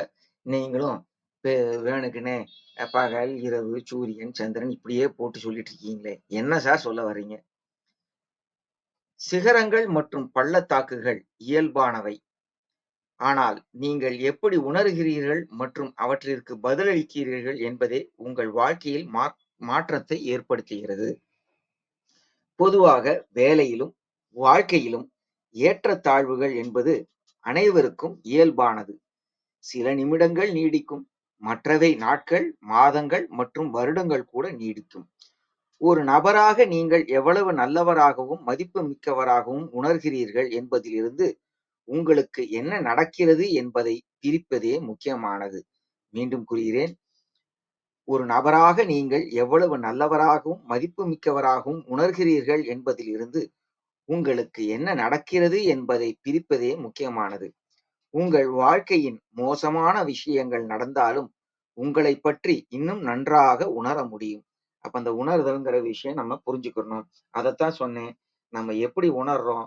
அதை பிரித்து எடுத்துட்டு ரியாக்ட் பண்றோமா, ரெஸ்பாண்ட் பண்றோமா, அகம், புறம்ங்கிற அந்த 2 நிலைய பத்தியும் நம்ம பார்த்தோம். 2வது சிகரங்கள் மற்றும் பள்ளத்தாக்குகள் இணைக்கப்பட்டுள்ளன. நல்ல நேரமாக இருக்கும்போது நீங்கள் செய்யும் தவறுகள் அதை தொடர்ந்து வரும் கெட்ட நேரங்களை உருவாக்குகின்றன. மாறாக விஷயங்கள் மோசமாக இருக்கும்போது நீங்கள் செய்யும் புத்திசாலித்தனமான செயல்கள் நல்ல நேரத்தை கொண்டு வருகின்றன. அப்ப மீண்டும் சொல்றேன். சிகரங்கள் மற்றும் பள்ளத்தாக்குகள் இணைக்கப்பட்டுள்ளன. நல்ல நேரமாக இருக்கும்போது நீங்கள் செய்யும் தவறுகள் அதை தொடர்ந்து வரும் கெட்ட நேரங்களை உருவாக்குகின்றன. மாறாக விஷயங்கள் மோசமாக இருக்கும்போது நீங்கள் செய்யும் புத்திசாலித்தனமான செயல்கள் நல்ல நேரத்தை கொண்டு வருகின்றன. பிரச்சனை என்னவென்றால் நமது நல்ல நேரத்தை நாம் நிர்வகிக்க தவறிவிடுகிறோம். மேலும் பல வளங்களை வீணடிப்பதன் மூலமும் அடிப்படைகளை மறந்து விடுவதன் மூலமும் மிக முக்கியமானவற்றை புறக்கணிப்பதன் மூலமும் நமது கெட்ட நேரங்களை உருவாக்குகிறோம் என்பதை உணரவில்லை. இதைத்தான் நான் சொன்னேன். நம்ம புறநிலையை வச்சு ஒண்ணும் பண்ண முடியாது. அகத்தை எவ்வளவு சரி பண்ண ஆரம்பிக்கிறோமோ அப்ப புறத்தையும் நம்மளால சரி பண்ண முடியும். 3வது முக்கிய முன்னெடுப்பா நம்ம பார்க்க வேண்டியது, சிகரங்கள் என்பது நம்மிடம் இருப்பதை பாராட்டும் தருணங்கள். பள்ளத்தாக்குகள் நாம் காணாமல் போனவைகளுக்காக ஏங்கும் தருணங்கள். ஆனால் என்ன நடக்கிறது என்பதை மாற்றுவதன் மூலம், அல்லது என்ன நடக்கிறது என்பதை பற்றி நாம் எப்படி உணர்கிறோம் என்பதை மாற்றுவதன் மூலம் ஒரு பள்ளத்தாக்கை உச்சத்திற்கு மாற்றலாம். கெட்ட நேரத்தில் மறைந்திருக்கும் நல்லதை கண்டுபிடித்து பயன்படுத்தலாம். அப்ப இன்னைக்கு எனக்கு ஆபீஸ்ல ஒரு பிரச்சனைன்னு வச்சுக்கோங்க, நேத்து நடந்தது. இன்னைக்கு ஒரு ரிப்போர்ட் சப்மிட் பண்ணோம். சப்மிட் பண்ணலன்னா மேல் அதிகாரி திட்டுவாரு. ஆனா நான் பயப்பட்டுட்டு இருக்கேன். பயமா இருக்கு. ஆனா நான் யோசிக்க ஆரம்பிச்சேன்னா, என் நண்பனோ, என் கூட ஒர்க் பண்ற ஒரு நல்ல சக ஆ தோழர் இருந்தாருன்னு வச்சுங்க, ஆனது ஆச்சு, அடிச்சு நொறுக்கு, அடுத்தது என்ன அப்புறம் பார்க்கலாங்கிற எண்ணம் வரும்போது, போன உடனே பயந்துட்டு மாட்டோம். போன உடனே அவன் இருக்கான், அவனையும் கூப்பிட்டுக்குருவோம். செஞ்சு முடிச்சிடலாம். போய் மேனேஜர் ஆகட்டும், சார் 10 மணி தானே சார், 10 மணிக்கு குடுத்துடுறேன்னு கூட நம்மளால சொல்ல முடியும். ஆனா நம்ம அத விட்டுட்டு, அவரு திட்டுவாரு, என்ன சொல்லப் போறோம்? அதுக்கு என்ன மாரி பொய் சொல்லலாம்? என்ன இல்லன்னு அவர் மேல பழிய தூக்கி போடலாமா? இப்படித்தான் நம்ம பார்க்கிறோமே ஒழிய, அத செயல்படுத்துறதுக்கு உண்டான நல்ல விஷயங்கள் என்னங்கிறத நம்ம பார்க்க தவறிடுறோம். அதுதான் நான் சொன்னேன் ஆரம்பத்திலேயே. நீங்க உங்க வாழ்க்கை பயணத்துல இத பொருத்தி பாருங்க. ரீப்ளேல கேட்டு பாருங்க. நெறைய விஷயம் உங்களுக்கு நல்லாவே புரியும். அடுத்து பார்த்தீங்கன்னா, ஒரு உச்ச நிலையில் இருக்க நாம் நமது அகந்தையை விட்டுவிட்டு, பணிவு மற்றும் நன்றியை தழுவ வேண்டும். நம்மை உச்சத்திற்கு கொண்டு வந்த விஷயங்களை நாங்கள் தொடர்ந்து செய்து வருகிறோம். நம்மையும் நம்மைச் சுற்றியுள்ள மக்களையும் நமது சூழலையும் மேம்படுத்திக் கொண்டு இருக்கிறோம். வரப்போகிறது என்று நமக்கு தெரிந்த பள்ளத்தாக்குகளுக்கான வளங்களை சேமிக்கிறோம். அதே மாரி ஒரு பள்ளத்தாக்கை கடந்து செல்வதற்கான சிறந்த வழி, ஒரு கட்டாயமான ஆனால் அடையக்கூடிய பார்வையை உருவாக்கி, அதை நோக்கி செயல்படத் தொடங்குவதாகும். அப்ப உட்கார்ந்துட்டு அழுதுட்டே இருந்தா ஒரு பிரயோஜனம் இல்ல. அடிச்சு தட்டிட்டு எழுந்திரிச்சு செயல்ல குடுத்தா, நம்ம அடுத்த நகர்வு என்னன்னு பார்க்கணும். இப்ப பாருங்களேன், உதாரணத்துக்கு இன்னைக்கு என்னால சரியா இணைய முடியல அப்படின்னு வச்சுக்கங்களேன். இணைய முடியலன்னு உட்கார்ந்து புலம்பிட்டு இருக்க முடியுமா? அடுத்து என்னன்னு பார்க்கணும். இன்னொரு மொபைல் இருந்தா அது வழியா வர பார்க்கணும். இல்லன்னா நான் இன்னைக்கு பிபிடி போட்டு தான் பேச போறேன்னு வச்சுங்க ஒரு இடத்துல. சில பேருக்கு அது ஒரு பழக்கம். அங்க போனா பிபிடி போடுறதுக்கான உபகரணங்கள் இல்லை. இன்னும் முன்னாடியே நான் கேட்டிருக்கணும். கேட்டும் அன்னைக்கு அங்க அந்த இடத்துல பிபிடி போட முடியாம இருந்ததுன்னா, நான் பிபிடி அ உபகரணங்கள் இருந்தா தான் பேசுவேன்னு சொன்னா, நம்மள மதிக்கிறதுக்கு ஒரு ஆளும் இருக்க மாட்டாங்க. இவரு என்னமோ மோட்டிவேஷனல் ஸ்பீக்கர் அப்படி பேச்சாளர்ங்கிறாங்க. ஆனா பாருங்க, ஒரு சங்கடங்கள் வந்த உடனே அத கடக்க தெரியாம இப்படி இருக்காரு. இவரு பேசி நம்ம கேட்கணுமா? அப்படிங்கிற ஒரு எண்ணம் வர்றதுக்கு வழிவகுக்கிறதுக்கு கூட வாய்ப்பு இருக்கு.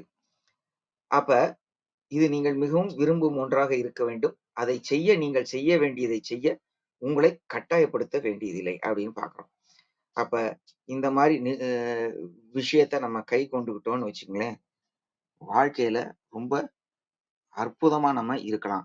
கூடுதலா உங்களுக்கு சில தமிழ் விஷயங்களையும் இத பத்தி சொல்லிட்டு, அடுத்து ஒரு 5 நிமிஷத்துல சொல்லிட்டு, கேள்வி இருந்தா நான் எடுத்துக்கிறேன்.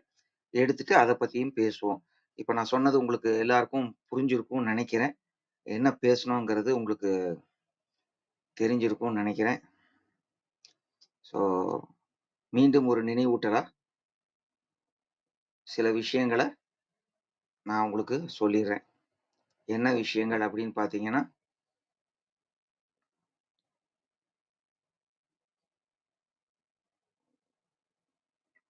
ஒரே நிமிடம். வாழ்க்கையில உச்ச நிலையாகட்டும், நீச்ச நிலையாகட்டும், அவை தற்காலிகமானவைங்கிறத புரிஞ்சுக்குங்க. ஒரே இடத்துல இருந்தா, அது நேர்கோடு மாரி, மேடும் பள்ளமும் நிறைஞ்சது தான் வாழ்க்கை. அப்ப நீச்ச நிலைங்கிறத நம்ம எப்படி பார்க்கணும்னா, அது வாய்ப்புகளா, சேலஞ்சஸ்ன்னு சொல்லுவோம். ஆப்பர்ச்சுனிட்டீஸ்ன்னு சொல்லுவோம். ஆ நம்மளோட வாழ்க்கை பயணத்துல முன்னோக்கி கொண்டு போகக்கூடிய விஷயங்களா நம்ம பார்த்தோம்னா நல்லது. ஆ அப்படி பார்க்கக்கூடிய விஷயத்த நம்ம வந்து அசை போட்டு பார்த்து பிரிக்க தெரியணும். ஏற்கனவே நான் சொன்ன மாரி, அறிவு சேகரிச்சு பிரயோஜனம் இல்ல. அத பயன்படுத்தவும் செய்யணும். நம்ம எப்போதுமே எதிர்நோக்கி இருக்கணும், ப்ரிப்பேர்டா இருக்கணும் அப்படின்னு சொல்றோம். ஏன்னா வாழ்க்கை மேடும் பள்ளமும் நிறைஞ்சது. மேல இருக்கும்போது கீழ வந்தா என்ன செய்யணுங்கிறத பார்க்கணும். கீழ இருந்தா மேல போறதுக்கு என்ன செய்யணுங்கிறத பார்க்கணும். மொத்தத்துல எல்லாமே செயல் வடிவம் தான். அப்ப நம்ம எப்போதுமே ஒரு நல்ல நேர்மறை சிந்தனையோட இருப்போம். அ உதவிக்கு ஆட்களை அழைப்போம். நம்மளை நாமே பேணி பாதுகாப்போம். அதாவது என்னன்னா, வீல் ஆஃப் லைஃப்ன்னு சொல்லுவாங்க. ஸ்பிரிச்சுவல், எமோஷனல், மென்டல் இதெல்லாம் நம்ம பேலன்ஸ் பண்ணி இருக்கணும். ஆ இந்த நீச்ச நிலை தான் நமக்கு உண்மையான வாழ்க்கைன்னா என்ன? அப்படிங்கிறத கத்துக் குடுக்கும்னு நம்ம புரிஞ்சுக்கணும். ஆ நம்ம கீழ இருக்கும்போது என்ன செயல் வடிவம் குடுத்து முயற்சி செய்றோமோ, அதோட என்ன சொல்றது? ஆ ரிசல்ட் இல்லன்னா அ பலன் அப்படிங்கிறது நம்ம உச்சநிலை அடையறது தான். அப்ப இந்த உச்ச, நீச்ச நிலைய நம்ம மாறி, மாறி போம்போது நம்மளோட பலம் என்ன? பலவீனம் என்னங்கிறத நம்ம புரிஞ்சுக்கணும். அததான் நான் ஸ்வாட் அனாலிசிஸ்ன்னு உங்களுக்கு சொன்னேன். ஆ அப்ப உங்களோட உச்ச நிலைகளும், நீச்ச நிலைகளும் தற்காலிகமானவைங்கிறத புரிஞ்சுக்கிடுங்க. மறந்துறாதீங்க. ஆ வேற ஏதாவது கேள்வி இருந்தா மணி 6:50 ஆகுது. அதனால மொத்தத்துல நம்ம வாழ்க்கையும் இருமை தான். மேலே, கீழே, மேடு, பள்ளம், இரவு, பகல் இந்த மாரி தான் இருக்கு. நம்ம இன்னைக்கு நல்ல நேரத்துல இருக்கும்போது செய்யக்கூடிய தவறுகள் நம்மளுடைய நாளைய கெட்ட நேரங்களை உருவாக்குகிறது. கெட்ட நேரத்தில் செய்ய வேண்டிய நல்ல விஷயங்கள் நாளைய நல்ல நேரங்களை உருவாக்குகிறது. நம்ம மேல மேல வாழ்க்கையில போனோம்னா, நம்மளோட பார்வைய மாத்துவோம். ஒரு தொலைநோக்கு பார்வைய வச்சுக்குவோம். அதை நோக்கி செயல் வடிவம் குடுத்து நம்ம பயணப்படுவோம். அப்படின்னு நிறைவா நான் உங்களுக்கு சொல்றேன். மணி 6:50 ஆகுது. ஏதாவது கேள்விகள் இருந்தா நம்ம எடுத்துக்கலாம். அடுத்து ஒரு 10 நிமிடத்துக்கு. பொதுவா 7 மணிக்கு நம்ம முடிப்போம். இன்னைக்கு ஏதாவது கேள்விகள் ஏதாவது புரியல அப்படின்னா, அத ஒட்டி நம்ம விளக்கங்கள் குடுத்துட்டு 7 மணிக்கு நம்ம நிறைவு செஞ்சுக்கலாம். நிறைவு செஞ்சுக்கலாம்னா, அ மக்கள்கிட்ட நம்ம ஒப்படைக்கிறோம். நன்றி தோழரே! ஏதோ என்னால முடிஞ்ச ஒரு சிறு விஷயம். நீங்க சொன்னத வச்சு என்னால முடிஞ்சத நான் பண்ணியிருக்கேன். இந்த சாராம்சம் என் வாழ்க்கையில நடந்தத ஒரு புத்தகமா பார்த்தேன். அந்த புத்தகத்த நினைவு கூர்ந்ததுக்கு ஆரோக்கியம் பெற்ற நண்பருக்கு நன்றி சொல்லணும். இப்ப அந்த புத்தகம் தமிழ்ல வந்திருக்குன்னு நெனைக்கிறேன். தெரியல. ஆனா ஆங்கிலத்துல அதனால தான் நான் ஏன் அந்த வார்த்தைய அடிக்கடி நான் யூஸ் பண்ணேங்கிறது புரிஞ்சிருப்பீங்க. பீக்ஸ் அண்ட் வேலிஸ் அப்படிங்கிறது தான் அந்த புத்தகத்தோட பெயர். Spencer Johnson. என் சீஸை நகர்த்தியது யாருன்னு எழுதின அந்தவர் தான் எழுதியிருக்காரு. அருமையான புத்தகம். பல சிந்தனை துளிகள உங்களுக்கு அள்ளி தெளிக்கிறது. இதெல்லாம் ரொம்ப வருஷத்துக்கு முன்னாடியே எழுதியிருந்தாலும், திருக்குறள்லயும் சொல்லியிருக்கு. பல இன்னா நாற்பது, இனியவை 40 இந்த மாரி நெறைய நூல்கள்ல சொல்லியிருந்தாலும், நம்ம போற பாதையில என்ன வந்திருக்கோ, அத நல்ல விஷயத்த நம்ம எடுத்து பயன்படுத்துறதுல தவறே கிடையாது. அப்ப அதனால தான் நான் பீக்ஸ் அண்ட் வேலிஸ் அப்படிங்கிறத மலை சிகரங்கள், பள்ளத்தாக்கு, உச்சநிலை, நீச்ச நிலைன்னு மாத்தி மாத்தி சொல்லிட்டு இருந்தேன். இது நம்ம வாழ்க்கையில மாறி மாறி வந்துட்டு இருக்கும். நேர்கோடா இருந்தா நம்மளே காலமாயிடுவோம். நம்ம காலமாக வேண்டாம். நம்ம காலத்தை வெல்வோம். நெறைய விஷயங்கள செய்வோம். அப்படி செய்யறதுனால காலத்தை வென்றவர் அப்படிங்கிற நம்ம இல்லாட்டினாலும் நல்ல விஷயங்கள், நம்ம சொன்ன விஷயங்கள் இருக்கும். நம்மள நினைவு கூர்ற மாரி இருக்கும். அப்படிங்கிறத பதிவு செஞ்சுக்க விரும்புறேன். நன்றி தோழர். ஏதாவது கேள்விகள் இருந்தா நம்ம எடுத்துக்கலாம். நன்றிங்க அன்பு சகோதரரே. மிகவும் சிறப்பான ஒரு பகிர்தல்.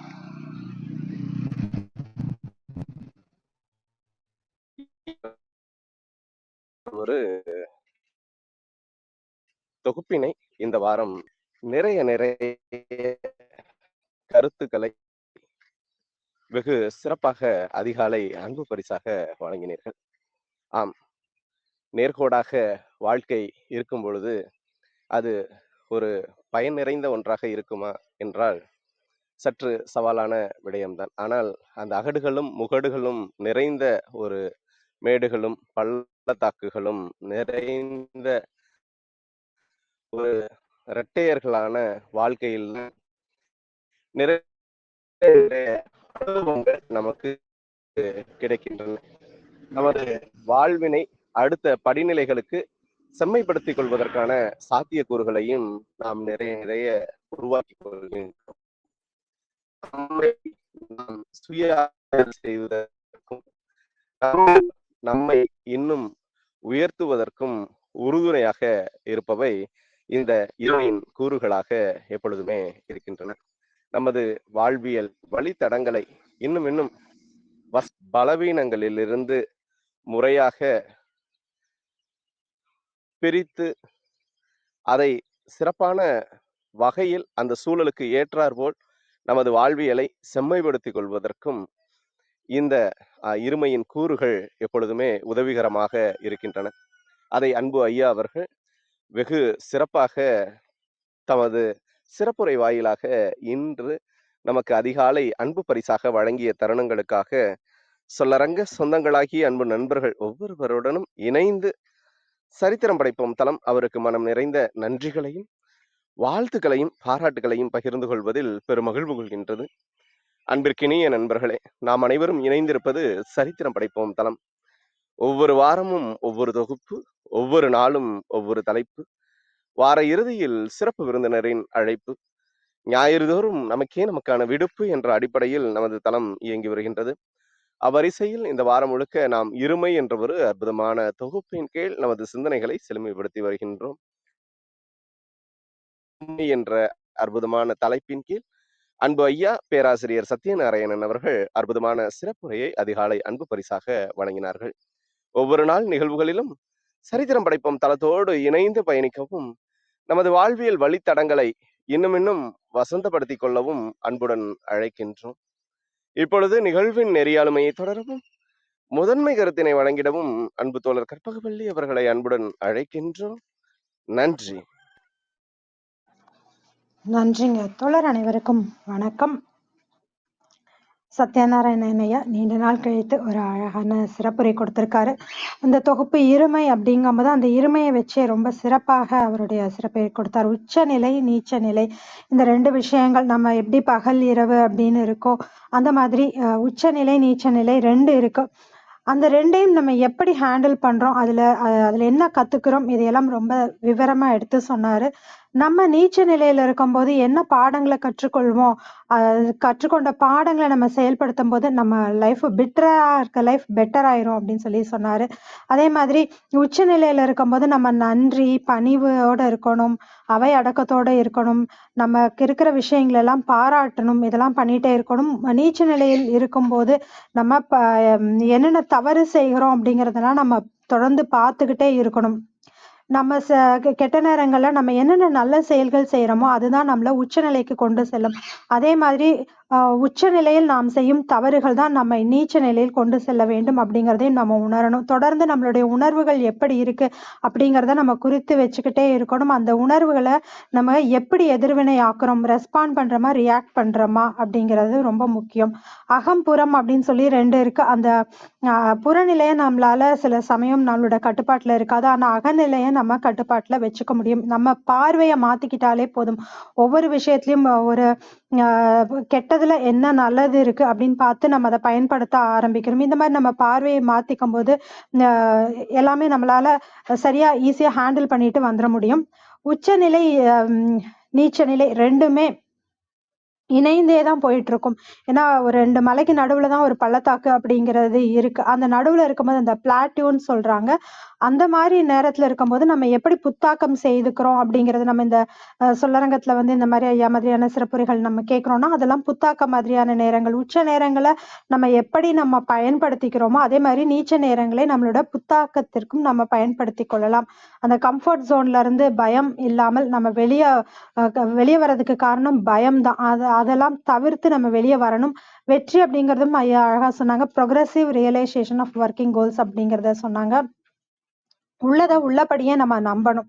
எதையுமே உச்சநிலையிலயோ நீச்சநிலையோ நம்ம மிகைப்படுத்தி பார்க்க கூடாது. இந்த பேக்கர்ஸ் பிஸ்கட் அப்படிங்கிற ஒரு சொன்னாங்க ஐயா. அதாவது அந்த பிஸ்கட் பிரெட் அதெல்லாம் பண்ணும்போது இந்த பக்கம் அந்த பக்கம் எல்லாம் எக்ஸ்ட்ராவா 2 வச்சு கொடுப்பாங்க. அந்த மாதிரி இல்லாமல் உள்ளதை உள்ளபடி நம்ம பார்க்கணும் அப்படிங்கிறத சொன்னாங்க. இந்த மாதிரி நம்ம எதை நம்ம பார்வையை நம்ம மாத்திக்கும் போது, அதாவது ஆட்டிடியூட் அதை நம்ம மாத்திக்கும் போது நம்மளோட ஆல்டிடியூட் அதாவது நம்ம உயரங்களை தொட முடியும் அப்படிங்கிறத அழகா இன்றைக்கு பகிர்ந்துகிட்டாங்க. மிக்க நன்றிங்க ஐயா. விஜயகுமாரி அம்மா வணக்கம், நீங்க பேசலாம்.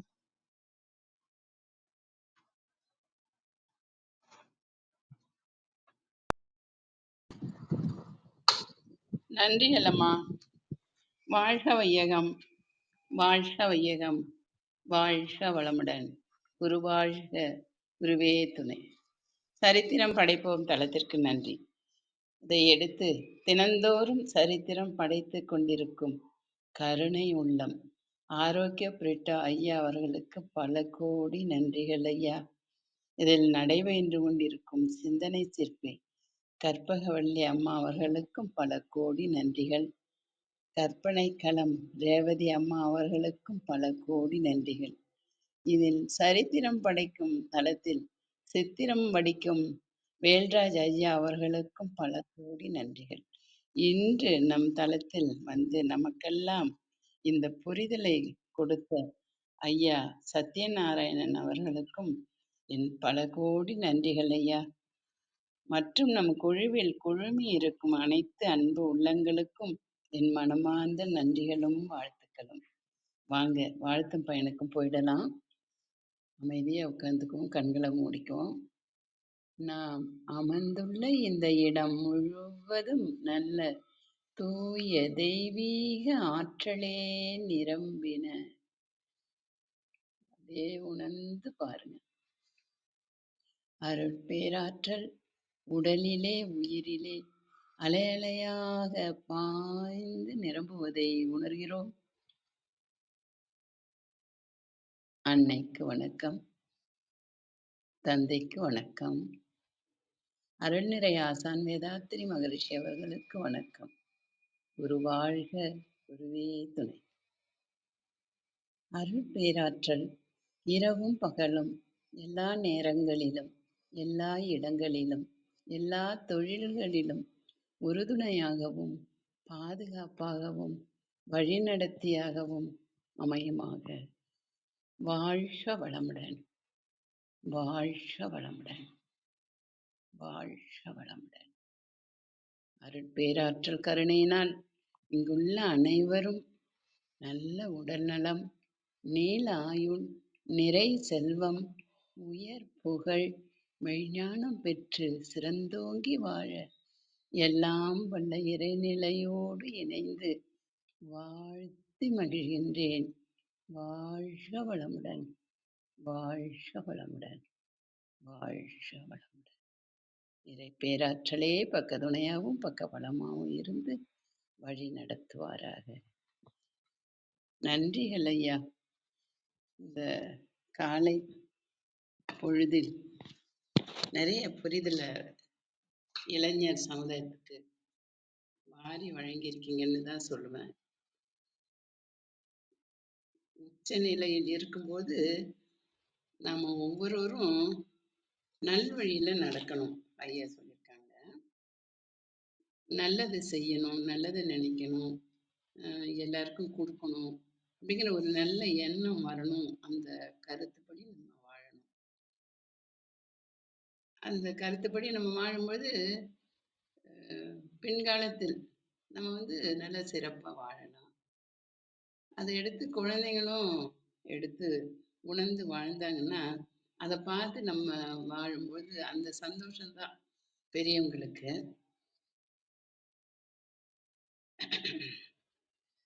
இந்த நான் இந்த இந்த வயசுலயே எங்க ஐயா மேடு பள்ளம் ரெண்டையுமே பார்த்துட்டேன். நேர்ல பார்த்துட்டு இருக்கேன்னே சொல்லலாம் ஐயா. நான் என்ன நினைச்சு வந்தேனோ அதுக்கு தேனி போட்டுட்டீங்க ஐயா. அப்படிதான் நான் எடுத்துக்கிட்டேன். இந்த உணர்தல் இந்த இளைய தலைமுறைக்கு வந்துட்டுது அப்படின்னா எல்லாருமே சந்தோஷமா வாழலாம், சுதந்திரமா இருக்கலாம். இந்த சுதந்திரம் வாங்கின இந்தியாவுல நம்மளும் சந்தோஷமா பேடு நடை போடலாம். அதை இளைய தலைமுறை பெரியவங்க சொல்றத எடுத்துக்கணும். இப்ப ஐயா சொல்லியிருக்காங்க நல்ல கருத்துகள். இது யூடியூப்ல எல்லாம் போகணும், எல்லாரும் கேட்கணும். இளைய சமுதாயம் நல்லா மீண்டு வரணும். அதுதான் என்னுடைய ஆசையம். எங்க வீட்டிலேயே நடந்துட்டு இருக்குங்கய்யா. ஓப்பனா சொன்னா ஒரு பள்ளத்தாக்குக்கு போயிட்டு இருக்கோம், விழுந்துட போறோம், நம்ம தப்பிச்சுக்கலாம் அப்படின்னு சொல்லும் பொழுது அதை எடுத்து சிந்திச்சு பார்க்கறதுக்கு திறமையும் இல்லை, வழியும் இல்லை. ஆனா நம்ம சம்பாதிச்சு வச்சிட்டோம். அது பள்ளத்துல போவோம். அடாடா என்ன போயிட்டு இருக்காங்களே வானா அப்படின்னு அதான் நான் சொல்றதுதான் சரி அப்படின்னு தான் நடக்கிறாங்களே ஒழிய அதை மீண்டு வரமாட்டேங்கிறேன். இந்த கருத்து வந்து நான் இது போட்டு அவங்களுக்கு கூட காட்டணும்னு நினைச்சிட்டு இருக்கேன். என்னன்னா தாய் தகப்பன் எல்லாருமே வந்து குழந்தைங்களுக்கு வந்து நல்லதை தான் ஊட்டி விடுவாங்க. எப்படிப்பட்ட தாய் தகப்பனா இருந்தாலும் ஒரு பிச்சை எடுக்கிறவங்களா இருந்தாலும் அந்த எடுத்ததை வந்து குழந்தைக்கு தான் நல்ல விதமா கொடுப்பாங்க. அப்படிப்பட்ட அந்த இளைய சமுதாயத்துக்கு வந்து புரிதல் இல்லைங்க ஐயா. அதுதான் நான் சொல்லுவேன். ஏன் நான் ஓப்பனா சொல்றேன்னா எல்லார் வாழ்க்கையிலும் நடக்கிறது தான். அதை வந்து நம்ம தெரிஞ்சு திருந்திட்டோம் அப்படின்னா நமக்கும் அந்த வாழ்க்கை சுருக்கமா இருக்கும் அப்படின்னு கருத்து. எனக்கு ரொம்ப அருமையா எடுத்து சொன்னீங்க. பெரியவங்க சொல்றத ஒவ்வொருத்தரும் பெரியவங்க எப்பவுமே தப்பு சொல்ல மாட்டாங்க. ஒரு சிலர் ஏதாவது கோபத்துல ஏதாவது பேசினாலும் ரொம்ப அதிகமான பெற்றோர் வந்து குழந்தைங்களுக்கு அந்த நல்ல கருத்தை தான் எடுத்து ஊட்டி விடுவாங்க. வேணாம் நெருப்புல கை வைக்க போறேன் இது வேணாம் சுட்டுடும் அப்படின்னு துடிப்பாங்க. ஆனா குழந்தைக்கு தெரியாது. அதே மாதிரிதான் இன்றைய சமுதாயம் இளைய தலைமுறை வாழ்ந்துட்டு இருக்காங்க. நான் நேரா பார்த்துட்டு இருக்கேன். இதுக்கு என்னதான் வழி? சரி இறைவன்கிட்ட வழி அப்படின்னு நான் போயிட்டு இருக்கேங்க ஐயா. உங்க ஃபோன் நம்பர் கொடுத்தா கூட நான் பேசுவேன். அவ்வளோ ஒரு ஆற்றாமை இருக்குதுன்னு தான் சொல்லுவேன். சரி அது ஒரு பக்கம் இருக்கட்டும் அப்படின்னு நான் வந்து டெய்லியுமே நான் என் கடமையை வந்து கைவிடாம செஞ்சுட்டு இருக்கேன். அது இப்போ மட்டும் இல்லைங்க ஐயா. நான் எப்ப ரிட்டர்ன் டிக்கெட்டு மேல போறதுக்கு இரையாற்றல் கொடுத்துருக்காரு அது வரைக்கும் நான் செய்வேங்க ஐயா. அது அப்படி ஒரு நல்ல இது விஷயம் தான் நம்ம செய்றோம். ஆனா அது நல்லது நடக்கணும், நல்லது செய்யணும், நல்லது பேசணும் அப்படின்னு நம்ம நினைச்சு நடக்கும் பொழுது குழந்தைங்களும் அதை கேட்டு புரிஞ்சு நடக்கணுங்கிறது தான் என்னுடைய ஆசை. சரி பார்க்கலாம். காலம்தான் இதுக்கு பதில் சொல்லுங்க ஐயா. இந்த புத்தகம் தமிழ்ல வந்திருக்கான்னு கொஞ்சம் பார்த்து எனக்கு சொல்லணுங்க ஐயா. நீங்க அடிக்கடி வந்து இந்த கருத்துக்களை வந்து இன்னும் இன்னும் எல்லாருக்குமே புரியும்படியா பேசணுங்க ஐயா. ரொம்ப சந்தோஷப்பட்டேங்க. இதை கேட்டு மெய் மறந்து அப்படியே உட்காந்துட்டேன். ஒரு சிலதெல்லாம் பேச வந்ததை கூட மறந்துட்டேன்னு சொல்லலாம். அவ்வளோ கருத்துகள். இது வந்து இந்த நேரம் நமக்கு அவசியமான ஒண்ணுங்க ஐயா. ரொம்ப நன்றிகள் ஐயா. ஒவ்வொருத்தவங்களும் அந்த அனுபவிச்சு பேசும் பொழுதுதான் இப்ப நான் பேசுறேன்னா நான் அனுபவிச்சதை அனுபவிச்சுட்டு இருக்கிறத சொல்றேன். அது வந்து எல்லாருக்கும் புரியணும். இப்ப எங்க வீட்ல நடக்கிற மாதிரி எல்லார் வீட்லயும் இருந்தாலும் சரி அந்த அம்மாவும் சொல்றாங்களே அப்படின்னு புரிஞ்சுக்குவாங்கன்னு ஒரு நப்பாசையில தான் பேசுறேன். அது தெரிஞ்சுக்குவாங்க. கண்டிப்பா எல்லாரும் திருந்தி நல்லபடியா வாழணுங்கிறதுங்க ஐயா என்னுடைய ஆசையும். அதனால இந்த புரிதலை நீங்க இவ்வளவு காலையில கொடுத்து எனக்கு ரொம்ப பூரிப்பா இருக்குங்க. நன்றிகள் ஐயா. நீங்களும் உங்கள் அன்பு குடும்பமும் குழந்தைகளும் நல்ல உடல்நலம், நீல ஆயுள், நிறை செல்வம், உயர் புகழ், விஞ்ஞானம் பெற்று சிறந்தோங்கி வாழ வேண்டும். வாழ்க வளமுடன், வாழ்க வளமுடன், வாழ்க வளமுடன். நன்றிகள் ஐயா. நன்றிகள் அம்மா. நன்றிங்கம்மா. நிச்சயமா நீங்க சொல்ற அனுபவங்களாக இருக்கட்டும், இல்ல செய்திகளா இருக்கட்டும், எல்லாருமே கேட்டுட்டு இருப்பாங்க நிச்சயமா. நிறைய பேருக்கு அந்த மாற்றங்களும், நீங்க எதிர்பார்க்கிற மாற்றங்களும் வரும்மா. மிக்க நன்றி. வேல் வணக்கம், நீங்க பேசலாம்.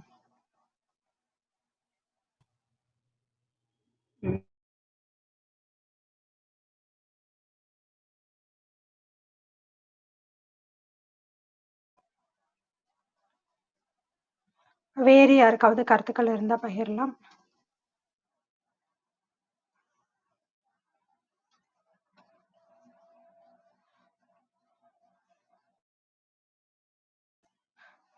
நன்றி அனைவருக்கும். சத்யா வேல் நீங்க பேச முடியுமா?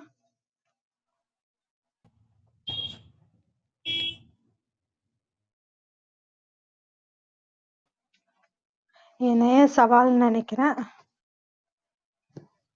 வணக்கம், வாய்ப்பு இருக்கு. நன்றி. கேக்குதா இப்போ? இப்போ கேக்குது வேல். நன்றி அக்கா, வாய்ப்பு இருக்கு. சத்யநாராயண ஐயா அவங்களுக்கு நன்றி. ரொம்ப நாள் கழிச்சு வந்து பார்த்தீங்கன்னா மீண்டும் இணைஞ்சிருக்காங்க. அதுவும் காலையில் வந்து பார்த்தீங்கன்னா ஒரு தென்கட்சி கோ சுவாமிநாதன் பொருளை கேட்டால் எப்படி இருக்குமோ அந்த பழைய கால நினைவுகள் அப்படி வந்து நினைவுபடுத்திட்டு போகிறதுல எப்பவுமே வந்து சத்யநாராயணோட சிறப்புரை எல்லா டைமும் அப்படி தான் இருக்கும்.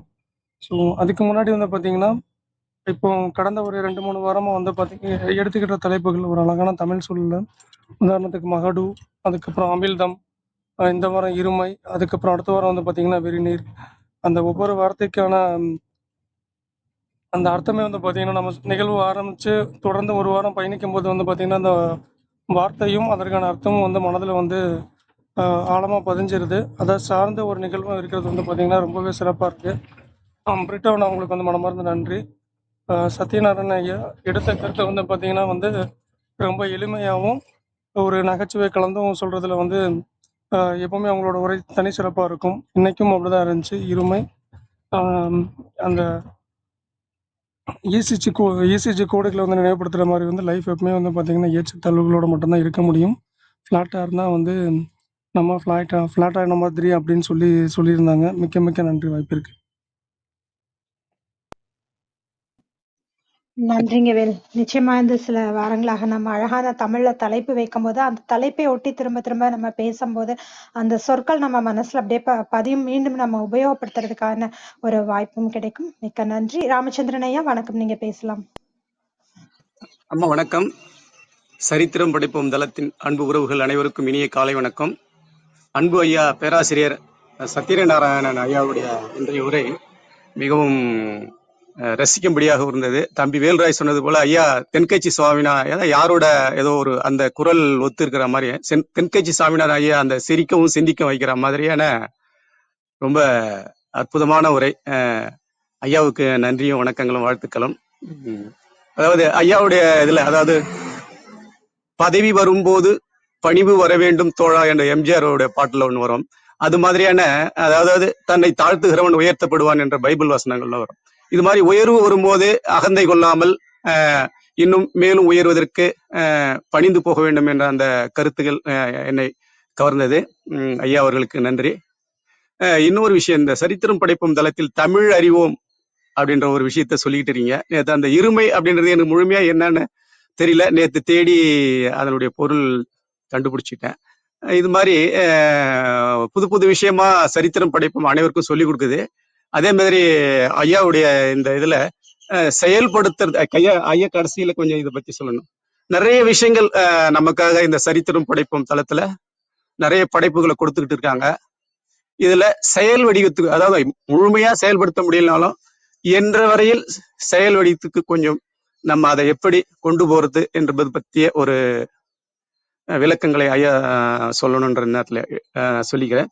அதே மாதிரி வந்து ஒரு சிறிய பாடல் தான் வருது. ஐயா மாதிரியான இந்த அற்புதமான செல்வங்கள் அறிவு களஞ்சியங்கள் நம்ம ஊர்ல இருக்காங்க, அவங்கள நம்ம பயன்படுத்திக்கணும். என்ன வளம் இல்லை இந்த திருநாட்டில், ஏன் கையை ஏந்த வேண்டும் வெளிநாட்டில், என்ன வளம் இல்லை இந்த திருநாட்டில், ஏன் கையை ஏந்த வேண்டும் வெளிநாட்டில், ஒழுங்காய் பாடுபடு வயற்காட்டில், ஒழுங்காய் பாடுபடு வயற்காட்டில், உயரும் உன்மதிப்பு அயல் நாட்டில், விவசாயி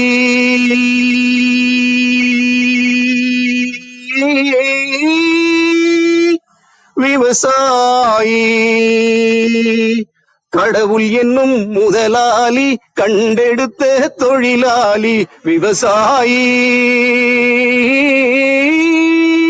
விவசாயி. ஐயா போன்ற அறிஞர்கள் சொல்லும் கருத்துக்களை உள்வாங்கி நம்மால் இயன்றவரை செயல்பாட்டுக்கு கொண்டு வந்து வாழ்வில் வளம் பெறுவோம் என்று கூறி ஐயாவுக்கு மீண்டும் ஒரு முறை நன்றி கூறி விடைபெறுகிறேன். நன்றி, வணக்கம். வாழ்க வையகம், வாழ்க வளமுடன். அருமையான பாடலுக்கும் அன்புக்கும் வாழ்த்துக்கும் மிக்க நன்றிங்க ஐயா. விந்தியா கௌரி அம்மா வணக்கம், நீங்க பேசலாம். அனைவருக்கும் வணக்கம். இருமை தலைப்பே அருமை. சத்யநாராயண ஐயா அருமையா பேசுறாங்க. நிதானமா தெளிவா நம்ம மனசுல வந்து அப்படியே பதிகிற மாதிரி, அதுலேயும் ஆழ் மனதில் பதிகிற மாதிரி ஐயா எடுத்துரைத்த விதம் வந்து அருமையா இருந்தது. ஐயா நிறைய சொன்னாங்க. எனக்கு பகிர்ந்துக்க வேண்டியது ஒன்றே ஒன்று மட்டும்தான். நம்மக்கிட்ட பயம் இருந்துச்சுன்னா நம்மளோட திறமையை நம்ம வெளிப்படுத்த மாட்டோம். அதனால முதல்ல எப்போவுமே பயத்தை ஒழிக்கணும். ஆனால் ஏன்னு தெரியல, நம்மளோட குணம் பயமாக இருந்துச்சுன்னா அது அவ்வளோ சீக்கிரம் போக மாட்டேங்குது. ஆனாலும் நம்ம பயப்படக்கூடாது அப்படின்னு சொல்லிட்டு நம்மளோட காரியங்களை செய்யணும். இது ஒன்று ரொம்ப எனக்கு வாழ்க்கையில் இதை கடைப்பிடிக்கணும் அப்படின்னு ஐயா பேசும்போது நான் எனக்குள்ளே சொல்லிக்கிட்டேன். இரண்டாவது ஐயா சொன்னாங்க, உச்சநிலை நீச்சநிலை. அந்த நீசத்தனமாக இருக்காத அப்படின்னு கிராமத்தில் பேச்சு வழக்கில் சொல்லுவாங்க. அந்த உச்சரிப்பு, அந்த சொல்லு, பொருள், அதற்கான ஒரு விளக்கம் எல்லாத்தையுமே ஐயா அருமையாக கோர்வையாக எடுத்து சொன்னாங்க. உச்சநிலை அடைந்த போது சிலர் தடுமாறுறாங்க, அந்த மமதையிலே இருந்துறாங்க, அப்புறம் சாதிக்கிறத விட்டுறாங்க. ஆனால் ஐயா சொன்ன மாதிரி உச்சநிலை அடைந்துட்டோம் அப்படின்னா நீச்ச நிலைக்கு போகாத அளவுக்கு நம்மளை பார்க்கணும் அப்படின்னு சொல்லிட்டு புகழுக்கு மயங்காம நம்ம பாராட்டுகளை ஏற்றுக்கொண்டு நம்மளை நாமளே உற்சாகப்படுத்தி மேலும் மேலும் மேலும் மேலும் உச்சநிலையை அடையணும். சில சமயங்களில் எப்படி நம்மளோட வாழ்க்கை மாறும் அப்படின்னா, நம்ம நினச்சா மாறும், நம்ம நினைக்கலன்னா மாறாது. எல்லாமே நமக்குள்ளே தான். அதில் ஐயா சொன்ன இன்னொரு கருத்து ரொம்ப பிடிச்சிருந்தது. அகம் மாறிடும், புறத்தை மாற்ற முடியாது, நம்ம அதை ஏற்றுக்கணும், அதற்கேற்ற மாதிரி நல்லா நம்ம செயல்படணும். அப்போ அடிப்படை அகம்தான். நாம் தயாராக இருக்கணும். அதுக்கு வாழ்க்கையில் உள்ள விளக்கத்தை சொன்னாங்க. ஒரு வேலையை மேலாளர் சொல்லிட்டாருன்னா இதை செய்ய முடியாது, இதுக்கு பொய் சொல்லுவோம் அப்படின்னு நினைப்போம். ஆனால் அப்படி நினைக்கக்கூடாது. என்ன பெரிய வேலை, நம்மளால் முடியாததா, திட்டமிடுவோம், அதுக்கப்புறம் செஞ்சுருவோம். உதவிக்கு ஆட்கள் தேவையா, இப்போ ஒரு கூட்டம் நடத்தணும்னா என்னென்ன வேலை என்னென்ன செய்யணும், ஒரு சின்ன பேப்பரில் அடுத்தடுத்து எழுதி வச்சுக்கிட்டு ஒவ்வொரு வேலையை முடிச்சுட்டு டிக் பண்ணி எல்லாம் டிக் பண்ணிட்டு ஓகே முடிஞ்சிருச்சு, கூட்டம் நல்லா முடிஞ்சப்பறம் அருமையாக இருந்ததும்பாங்க, அப்படின்ட்டு போயிட வேண்டியதுதான். ஆனால் தொடக்கத்தில் உடனே செய்ய சொல்லியிருக்காங்களே இது முடியுமா அப்படின்னு ஒரு தயக்கம், ஒரு பயம் இருக்கத்தான் செய்யும். ஆனால் ஐயா சொன்ன மாதிரி அதெல்லாம் பார்த்துக்கலாம், நல்லா செஞ்சுக்கலாம் அப்படின்னு நம்ம நினச்சிட்டோன்னா செஞ்சிடலாம். அப்போது உச்சநிலையை அடைவதும் நீசத்தனத்துக்கு போகிறதும் ரெண்டுமே நம்ம கையில் தான் இருக்குது. நம்ம உச்சநிலையை அடைவோமே, மேலே மேலே மேலே போகிறது தானே மனிதனுடைய வளர்ச்சி. ஐயா அருமையான ஒரு உரையா உங்களோடது. பெரியவங்க எங்களுக்கு புத்திமதி சொல்கிற மாதிரியா எனக்கு இருந்ததுயா. நீங்கள் நிறைய இது போல் புதிய புதிய கருத்துக்களை எங்களுக்கு பகிர்ந்துக்கணும் ஐயா. நீங்கள் பெரியவங்க, உங்களுக்கு நன்றி சொல்கிறேன் ஐயா. நான் இன்னைக்கு அதிகாலை பொழுதில் உங்களோட உரையை கேட்டு சில முடிவுக்கு வந்திருக்கேன் ஐயா. உண்மையாகவே சொல்கிறேன் ஐயா. பயத்தை விட்டுட்டு எந்த ஒரு வேலையும் சிறப்பாக செய்யணும் அப்படின்னு எப்பவும் நினைப்பேன். ஆனால் இன்னைக்கு கொஞ்சம் உறுதிப்படுத்திக்கிட்டேன். அதே போல் நீங்கள் சொன்னாங்களே, புறத்தில் உள்ளதை சில சமயம் நம்மளை மாற்ற முடியாது, நாம் உணர்ந்துக்கிட்டு நம்ம செயல்படணும்னு சொன்னீங்க. இன்னொன்றும் எனக்கு இப்போ ஞாபகம் வந்தது, ரொம்ப பிடிச்சிருந்தது ஐயா.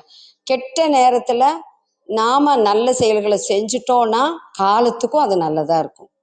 நம்ம மனசு உடம்பு எல்லாம் நல்லா இருக்குது, நல்ல நேரம்தான், புத்திக்கிட்டு போய் நம்ம தப்பாக பண்ணிட்டோன்னா காலத்துக்கும் அது பழியாத்தான் இருக்கும். அப்போது கெட்ட நேரம் நல்ல நேரம் அதெல்லாம் வேண்டாம். நம்ம எந்த ஒரு செயலையும் பெரியவங்க சொன்ன மாதிரி செய்வன திருந்த செய்யன்னு நாம் செய்வோம். இதைத்தான் ஆன்மீகத்தில் திருஞான சம்பந்தர் அருமையாக சொல்லியிருப்பார். அவருக்கு ஒரு சூழல் இருக்கும். அதாவது சமணர்களோட பேச்சை கேட்டு மன்னன் சைவ மடப்பள்ளிக்கு நெருப்பு வச்சிருவான். திருஞான சம்பந்தர் பையவே சென்று பாண்டியருக்கு ஆகுகவேம்பார். வெப்பு நோயா பாண்டிய மன்னனுக்கு வந்துடும். இதை புரிந்து கொண்ட மங்கையர்க்கரசி திருஞான சம்பந்தரை அழைச்சிட்டு வாங்கம்மாங்க. மந்திரமாவது நீர் பாடி அவர் நல்லா ஆக்கிடுவார். அப்புறம் நாடே சைவமாக மாறும். இதில் ஒரு பாடல் ரொம்ப எனக்கு பிடிக்கும். எனக்கு சோறு வரும்போது இந்த பாடலை நான் சொல்லிக்குவேன். வேயிறு தோழி பங்கன் விடமுண்ட கண்டன் மிக நல்ல வீணை தடவி மாசரு திங்கள் கங்கை முடிமேல் அணிந்து என் உளமை புகுந்த அதனால் ஞாயிறு திங்கள் செவ்வாய் புதன் வியாழன் வெள்ளி சனி பாம்பு இரண்டும் உடனே ஆசர் நல்ல நல்ல அவை நல்ல நல்ல அடியார் அவருக்கு மிகவே. ஈசனை நினச்சோன்னா எல்லா நேரமும் நல்ல நேரம்னு திருஞான சம்பந்தர் வயதில் பெரியவரான திருநாவுக்கரசருக்கு அவர் சொல்லுவார். ஏன்னா திருநாவுக்கரசர் நாளும் கோளும் சரியில்லைன்னு சொல்லுவார். ஈசனை நினச்சா எல்லாம் சரி இருக்கும்னு. ஐயா உங்களோட இன்னைக்கு உரை அருமையாக இருந்துச்சு ஐயா. நம்ம நல்ல நேரம் கெட்ட நேரம் அதெல்லாம் பார்க்காம நம்ம காரியத்தை ரொம்ப நல்லா நம்ம பண்ணுவோம் ஐயா. என்ன ரொம்ப உற்சாகப்படுத்திய உங்களோட உரைக்கு நன்றி நன்றி நன்றிகள் ஐயா. நன்றிங்கம்மா. நீங்க இந்த பேச்சின் மூலமா சில விஷயங்களை மாத்திக்கணும் அப்படின்னு நினைச்சதை அதை பகிர்ந்துகிட்டதற்கும் மிக்க நன்றி. வேற யாருக்காவது கருத்துக்கள் இருந்தா பகிரலாம். நன்றி அனைவருக்கும். சத்யநாராயணன் ஐயா, உங்கள் ஏற்புரைக்கான நேரம், உங்கள் நிறைவு கருத்துக்கள் நீங்க பகிர்ந்துக்கலாம்.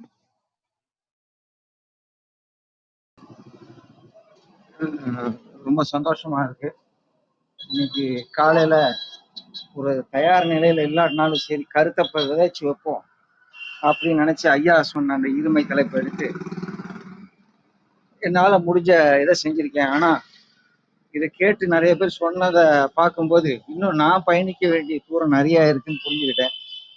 ரெண்டாவது இன்னைக்கு கேட்டு இதுலயே நான் முடிவு எடுத்து மேல மாத்திக்கிடுவேன். அடுத்த உச்ச நிலையிலேருந்து அடுத்த உச்ச நிலைக்கு போயிடுவேன். அதுக்கு உண்டான செயல்பாடுகளை இறங்கி செய்வேன்னு சொன்னதே எனக்கு கொடுத்த இந்த வாய்ப்பு இந்த குழுக்கும் நன்றியுடையவனா இருக்க கடமைப்பட்டிருக்கேன்.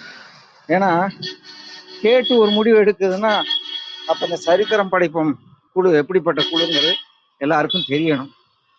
ரெண்டாவது எதையுமே நம்ம கேட்டோன்னா அப்படியே எடுத்துக்காம மாடு அசை போடுற மாதிரி இன்னைக்கு இது மாதிரி சரித்திரம் படைப்போம் நிகழ்வுல நம்ம பயணிக்கும் போது கேட்ட நிறைய விஷயங்களை அசை போட்டு பார்ப்போம்.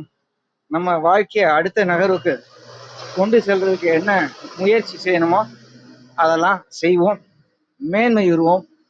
நிறைவா சொல்றதா இருந்தா அனைத்திற்கும் நன்றி, ஆண்டவனுக்கும் நன்றி, எல்லாருக்கும் நன்றின்னு ஆரோக்கியப்பட்ட ஐயா அவர் சொல்ற மாதிரி எல்லோருக்கும் நன்றியுடையவனா இருக்க கடமைப்பட்டிருக்கேன். என்னால முடிஞ்சப்ப எனக்கு தெரிஞ்ச என்னோட வாழ்வியல் அனுபவங்களை ஒட்டின விஷயங்களை கூப்பிடும்போது நான் பகிர்ந்துக்கிறேன். அருமையான பாடல் ராமச்சந்திரன் ஐயா, வேல் தோழர். ரொம்ப நாள் கழிச்சு உங்களோட குரலை கேட்கறதுக்கு ரொம்ப சந்தோஷமா இருந்தது. நிறைவா என்ன எடுத்துக்கிறோம், மாறி மாறி தான் வரும். அது என்ன சொல்லுவோம், காலங்களாகட்டும் நேரமாகட்டும் எல்லாத்தையுமே நிகழ்காலத்துல இருந்துகிட்டு கடந்த கால அனுபவங்களை எடுத்துக்கிட்டு வருங்காலத்துக்கு உண்டான முயற்சிகளை நிகழ்காலத்துல சந்தோஷத்தோட செயல்படுத்தி பயன்பெறணும்னு கேட்டுக்கிறேன். அதனால நம்ம செய்யக்கூடிய செயல்கள் ஏற்கனவே சொன்ன மாதிரி நம்ம செய்யற செயல்கள் என்னதுங்கிறதா நம்மளோட நல்ல நேரத்தை கெட்ட நேரமாவோ கெட்ட நேரத்தை நல்ல நேரமாவோ மாத்துங்கிறது தினம். அதனால வாழ்க்கையாகட்டும் உறவுகளாகட்டும் எல்லா நேரங்களையும் நமக்கு நல்ல நேரமா ஆக்குறதா இல்லைன்னா பயன்படக்கூடிய நேரமா ஆக்குறதுக்கு நம்ம முயற்சி செய்வோம். குறிப்பிட்டு யாரையும் சொல்ல முடியல, நேரம் கருதி நான் பயணத்தில் இருக்கிறதுனால எல்லோருக்கும் நன்றி. யாராவது விட்டுருந்தேன்னா மன்னிக்கணும். குறிப்பா சொல்லணும்னா ஆரோக்கிய பிரிட்டோ ஐயாவுக்கு நன்றி, கூப்பிட்டு வற்புறுத்தி பேச சொன்னதுக்கு. தோழி கற்பவள்ளி வழக்கம் போல சம்மரைஸ்ன்னு சொல்லுவாங்க, தொகுத்து வழங்குறது அற்புதம். அப்புறம் விஜயாம்மா இந்த கருத்துக்கள் சொன்ன விஜயாம்மா, ராமச்சந்திரன் ஐயா, வேல், எல்லோருக்கும் நன்றி. கீழே கேட்டுட்டு இருந்த பங்காளர்களுக்கும் நன்றி. ரொம்ப சந்தோஷமா இருக்கு. என்னோட இந்த காலை அற்புதமான காலை. இந்த நாளை மிகச்சிறந்த நாளா கொண்டு போறதுக்கு எனக்கு உறுதுணையா இருந்த அத்தனை நல்லுள்ளங்களுக்கும் நன்றி. ரொம்ப நன்றிங்க. மிக்க நன்றிங்க ஐயா.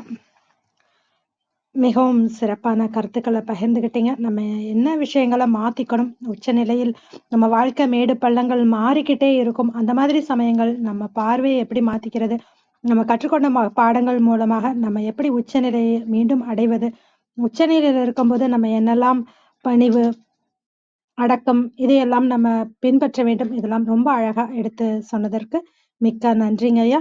சரித்திரம் படைப்போம் தளம் சார்பாகவும் கேட்டுக்கொண்டிருக்கும் அனைவர் சார்பாகவும் மனமாற நன்றி தெரிவித்துக் கொள்கிறோம். பேச்சாளர்களாக கலந்து கொண்டு தங்கள் அன்பையும் வாழ்த்தையும் கருத்துக்களையும் பகிர்ந்து கொண்ட ஒவ்வொருவருக்கும் நன்றி. தொடர்ந்து பொறுமையாக கேட்டுக்கொண்டிருக்கும் அனைத்து கவனிப்பாளர்களுக்கும் நன்றி. டாக்டர் யாத்ரா அவர்கள் சுகத்தை மட்டும் தேடி போவது வாழ்க்கை இல்லை, அது போல வெற்றி பெற வேண்டிய அவசியமும் இல்லை அப்படின்னு தன்னோட கருத்தை பதிவிட்டிருக்காரு. விஜயாலயன் சாரும் அருமையான உரை, அடுத்த தலைமுறைக்கு மிகவும் தேவையான உரை அப்படின்றதையும் சொல்லியிருக்காரு. அன்பு சாரும் வாழ்த்துக்களை பகிர்ந்திருக்காரு. மிக்க நன்றி. மறு ஒலிபரப்பு வாயிலாக கேட்கவிருக்கும் அனைவருக்கும் நன்றி. மீண்டும் நாளை காலை 6 மணிக்கு இசையும் தமிழும் என்ற தலைப்பில் கல்லை ஜெயராமன் ஐயா அவர்களின் சிறப்புரையில் அனைவரும் கலந்து கொள்ள வேண்டும் என்று அன்போடு கேட்டுக்கொண்டு விடைபெற்றுக் கொள்கிறோம். அனைவருக்கும் நன்றி, அனைத்திற்கும் நன்றி, ஆண்டவனுக்கும் நன்றி. 5, 4, 3, 2, 1 நன்று.